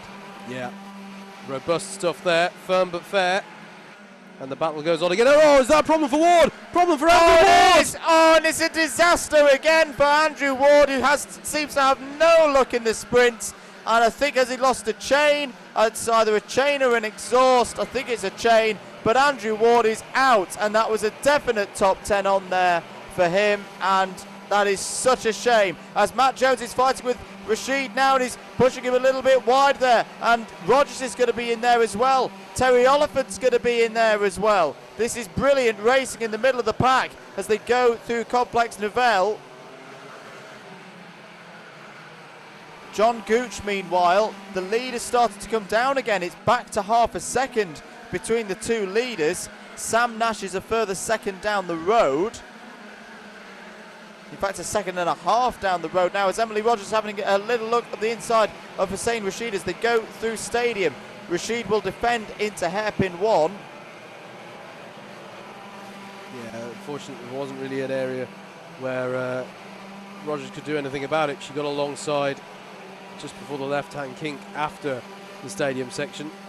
And unless you can cut back and get somebody under braking, there's not really an opportunity there. Rashid has actually got quite an aggressive line through pylon just naturally, hasn't he? As well, makes it very difficult to set anything up into that, as we're on to the last lap of racing for the day, Andrew. We are on to the last lap of today's racing indeed, and John Gooch is less than 1 kilometre away from his first ever final victory in Club 100. Ben Atkinson continues to chase though. There's no traffic ahead of the leaders. This is good news for John Gooch as they go into Pylon and Complex Nouvelle now. And round Complex Nouvelle, there is John Gooch, the number 13. The cursed plate, if you ask me, but not today. Round the final corner, John Gooch is going to win. John Gooch wins round 9 of the Lightweight Sprint Championship at Rye House. What a day, what a victory. Ben Atkinson's going to take second place. Sam Nash in third. James Venning is the big winner today in the championship in fourth. Chris Woodger fifth. Craig Rankin, an incredible result in sixth place. Rob Langthorpe in seventh. Adam Wheeldon, a brilliant recovery after a poor qualifying in eighth. Matt Jones flew through the field in that one to ninth. And Hussein Rashid wraps out the top 10. Well, that rounds off a fantastic day's racing, doesn't it? Some fantastic close action in that one. Didn't quite have the, 9-cart string for the lead that we had earlier on today in the lightweights, but nonetheless, a really entertaining end to the day's action. Disappointment, Andrew, for quite a few drivers that I can think of. Mike Noon, they're dropping down the order. And as we've got Let's have a look at the highlights. This was the start, which nearly went very, very wrong for Langthorpe and Atkinson. Early stages of the race, Stephen Westwood had come through the field well. Ben Atkinson then went on the attack, past Rob Langthorpe in this move through Stadium.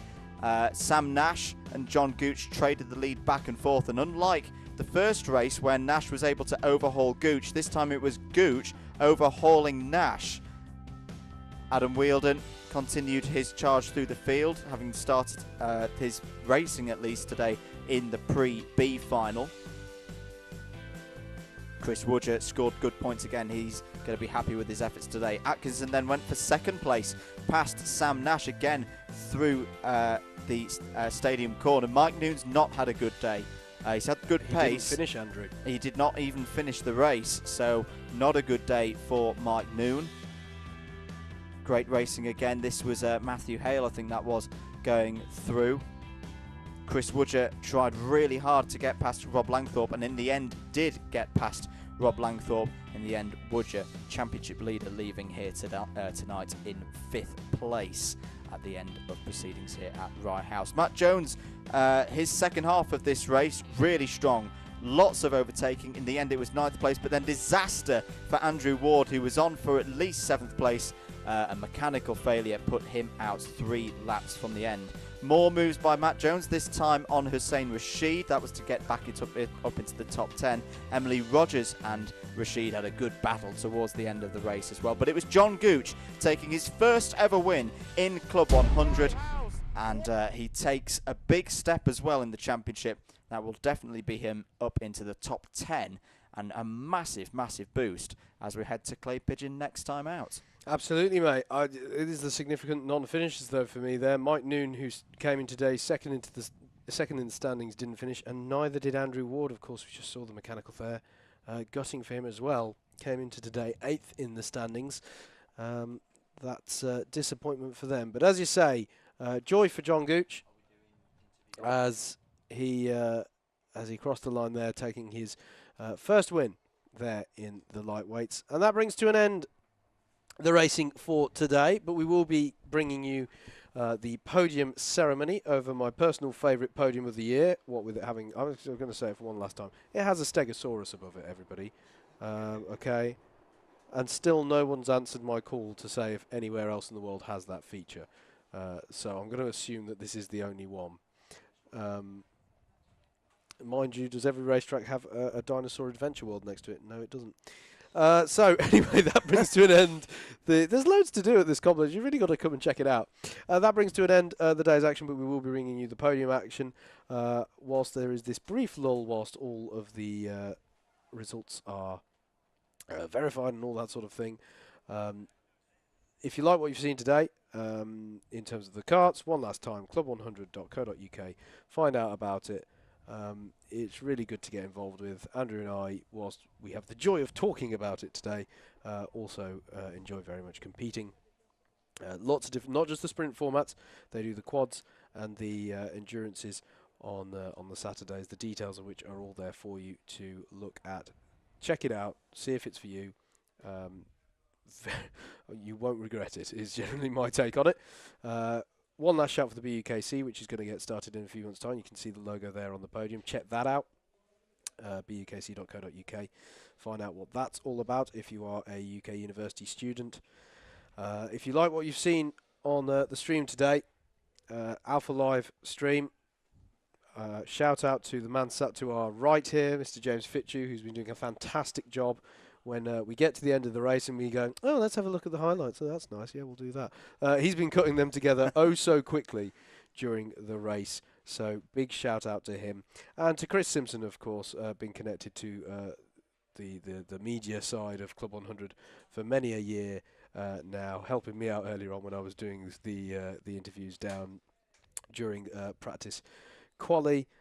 He and all the camera guys as well. Yep. Support from Cool Thinking Media here on the cameras. They've been doing a fantastic job, I think, to follow all the action today on the cameras. So shout out to them as well. Shout out to David Whitehouse, one of our Clubman competitors, but also supplies us with all the key stats. Statistician. Yep, key statistician. Well, we like our stats ourselves, but we haven't got anything on Mr. Whitehouse when it comes to Club 100 stats. And he's been supplying us with lots of little tidbits of information throughout the day. And if you like what you've heard from a commentary perspective, Andrew and myself, we are Double Dash Motorsport Media. Check us out on Facebook, Double Dash Motorsport Media, but also at www.double-mm.com. And we're also on Twitter at double-mm. And yeah, a massive thanks to everybody who makes this event possible. Rye House staff, the flag marshals, and those who make this stream possible as well. And a shout out to John Viger, the man with the plan at Club 100, who is not here today, enjoying a well-earned break. I hope you've been enjoying the action, John. We know you have been watching certainly bits of today's action. And shout out to you, sir. Thank you for making all of this possible. And to your team, who I think have done a very respectful job in your absence, as they always do anyway. So as you can see, we're just getting ready for the podium ceremony. Andy Cowell, a.k.a. Muttley. Getting it ready. Sorry, Andrew. Last little shout out as well. We've been talking about the upcoming rounds. 3 rounds left of the year for the sprints. Sunday the 30th of September is the next round, and also the next stream for us here at Alpha Live and Double Dash Motorsport Media. So if you want to be racing down at Clay Pigeon down in Dorset, 30th of September is the date for you. 21st of October, another one that we'll be streaming as well at Wilton Mill. And then we wrap the season up on Sunday the 11th of November at Buckmore Park. Saturdays of all of those weekends as well will be days for endurance and quadrant racing. Get your entries in now at www.double100.co.uk. There are many championships still to be decided, but for now, I think we've got a podium ceremony to go to. Thank you. Big thank you from me. The other thing is, John's asked me to push is the 2 weeks' time at Bayford Meadows. We're running an O plate. There is still some spaces available in both classes. It's an old style 3 heats and a final, so it should be quite good. So there's still some spaces left. That's in 2 weeks' time at Bayford Meadows for the O plate. So if you haven't booked in, you want to, please do so in the week.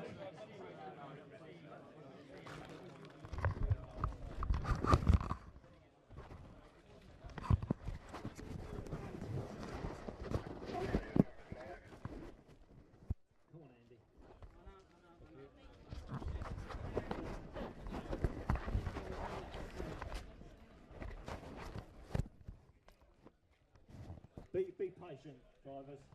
He's new.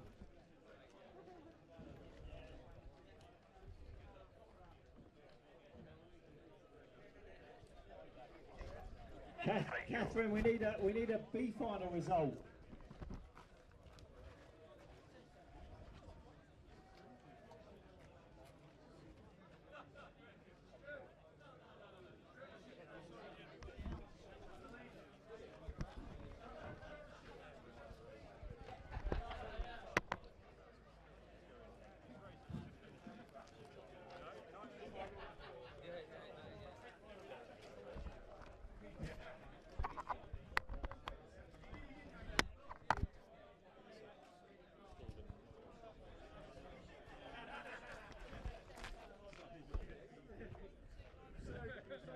Come on, Andy.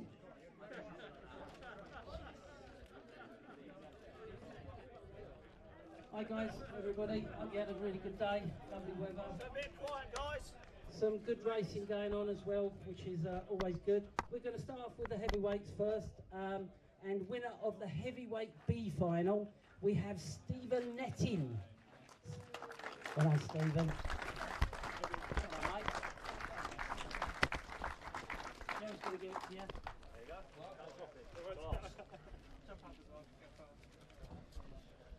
Big smile.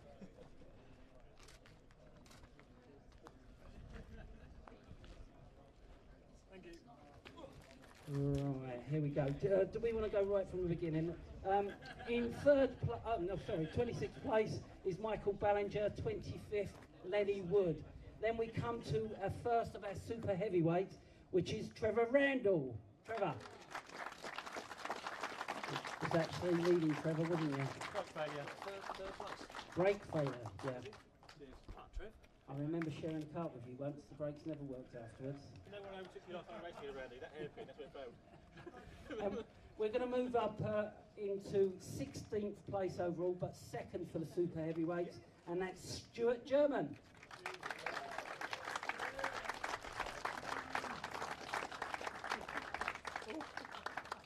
Thanks, mate. Where is it? Oh, yeah. It's Essex Flat Pack, mate. Yeah. Essex Flat Pack. You've got to plug it. Yes, they're sponsored by Essex Plug it. Flat Pack. Full house now.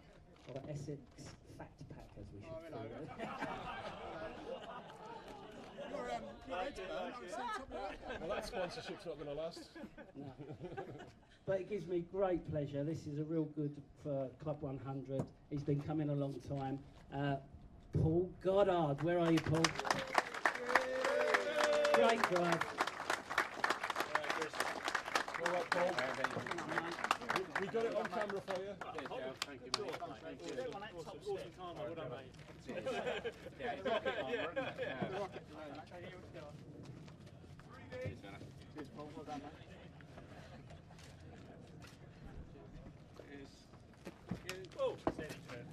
So we'll carry on with the heavyweights. So we're going to go back down to 23rd place, which was Ben Bennyworth. 22nd, Rob Adam. 21st, Chris Siver. 20th, Darren Townsley. 19th, Alexander Lamin. 18th, Robert Stapleton. 17th, Stephen Nettin. Obviously in 16th place, Stuart German. And 15th, Paul Goddard. And 14th place, Adrian Brammer. 13th, Mike Bodnar. 12th, Craig Brown. And 11th, Aaron Stevens. Big hand of applause for those guys. And coming into the top 10 now. In 10th place, Stuart Jones. 9th place, Wayne Dunham. 8th place and fastest lap, Steve Bosley. Great drive from him, Steve. 7th, Martin Gurnett. 6th place, Miguel Hall. 5th place, Mark Turner. And just missing out on the podium, is he here? Tim Hill? No, he's gone home probably. We know what that's all about. He's just round the M25 now. But coming up to the top step now, and in 3rd place, and I think he's leading the championship now, is Seb Algreri.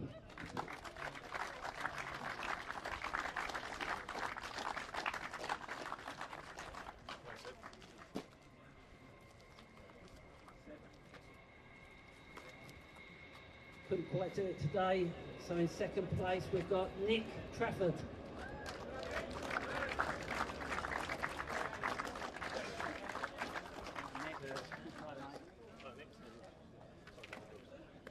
It was actually a good race to watch as well, this one. And in 1st place, gives me great pleasure, Barry Luchford.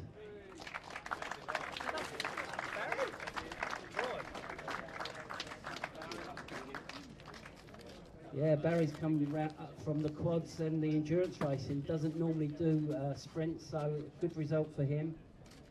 Maybe you should do some more, Barry.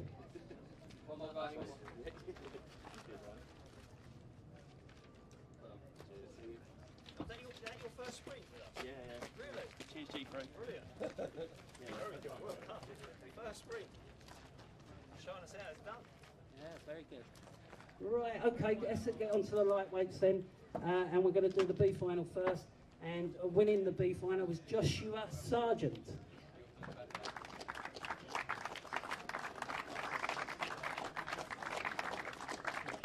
Well done, Joshua. Well done, mate. Well done, Josh. Stand up there for a picture. Go on, stand on the top step.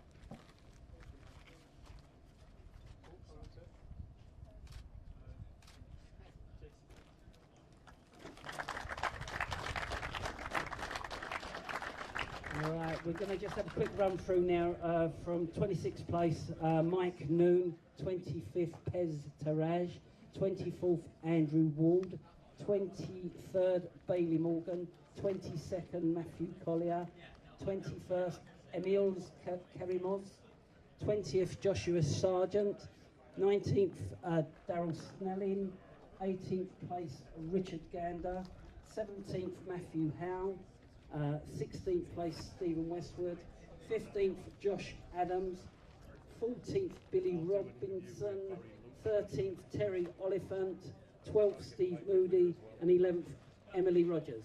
Big hand of applause for these guys. So we come into the top 10. These are the movers and shakers. 10th place Hussein Rashid, 9th Matt Jones, 8th Adam Wilden, 7th Rob Langthorpe, 6th Craig Rankin, and in 5th place Chris Woodger, and just missing off on the top step is 4th is James Venning.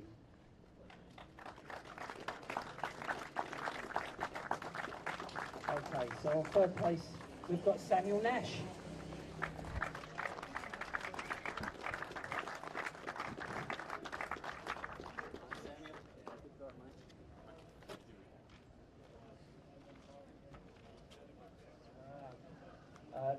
This was also a good race, especially the first start of it. There was places swapping backwards and forwards. So in 2nd place, couldn't quite make it, was Ben Atkinson.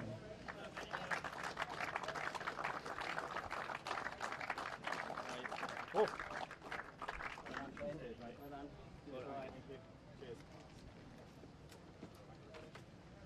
I really like this one as well because he's a good mate of mine as well, so it's always nice when the friend gets up here. Not that you're not all friends, but and I've raced with John quite a while now. So on top spot, John Gooch. First podium as well, John, isn't it? Or first win. And also, John, you've got a Dartford karting voucher as well. I don't believe you've had that before. So a big round of applause for these guys.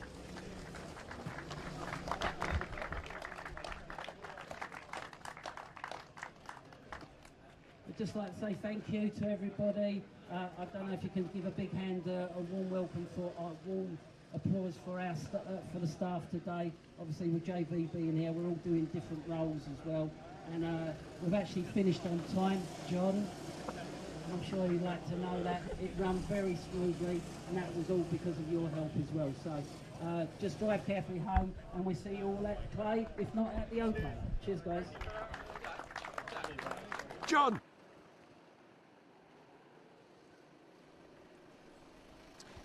Cheers, Muttley. Thank you for all of your efforts here today. Yeah, what a day. What a day, Howard. What's been your highlight? Just before we close out. We gotta get an interview. We'll wait on that one. Just hold for a moment, ladies and gentlemen. We could commentate on the corporate cards. On the corporate cards that which have just gone out on circuit. Never a dull moment here at Rye House.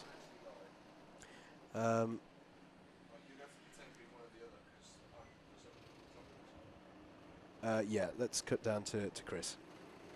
I don't particularly like it either. It's just a weird thing. It's just I just tend to go quite well here. I don't know why. So if it's taken you 3 years to win in Club 100, when was the last time you won anything? I used to do pro kart endurance with other people, so you were always held back by the weakest link, which wasn't you. Well, maybe. Yeah, it could be. Yeah, it could be, possibly. That's good. Good So you're in for the rest of the season? Yeah, I'm pretty sure you're regular. I always see you're on the grid. Committed to lights anyway, so yeah, I'm not even sure where I am in the championship, to be honest. I'm not. You're just here for the pots. Not for the pots. I'm just here for the crack, you know. It's good. It's good series. Got Club 100. It's one of the best, so can't say any fairer than that, really. Well done. Cheers. Thanks a lot, John. Thank you very much. And we'll see you next time. Cheers. Thanks, Chris Simpson, and sorry to John Gooch there because we didn't catch the start of the interview, but many congratulations to him, of course, for getting his first round win in Club 100, indeed. And that's it, really. Brings us to the end of the action today. Andrew, you asked me what my highlight was, but I'm not going to answer, partially because I can't really whittle it down to one. I genuinely think it's just been a really, really good day's racing here. At Rye House. Fantastic action all throughout the day in all of the classes. And they all go on from here closer, if you can believe it, than they were at the start of the day. I don't think I can quite believe it, but that is the case. That's it, folks. Thank you very much for joining us here today. Andrew Mather and Howard Mitchell in the commentary box for you. We are Double Dash Motorsport Media, working with Alpha Life for Club 100 Racing. The next round 10, of the 2018 championships will be at Clay Pigeon Raceway down in Dorset, weekend of the 29th and 30th of September. If you want to race, get your entries in now. Do come and watch us, and we'll see you very soon.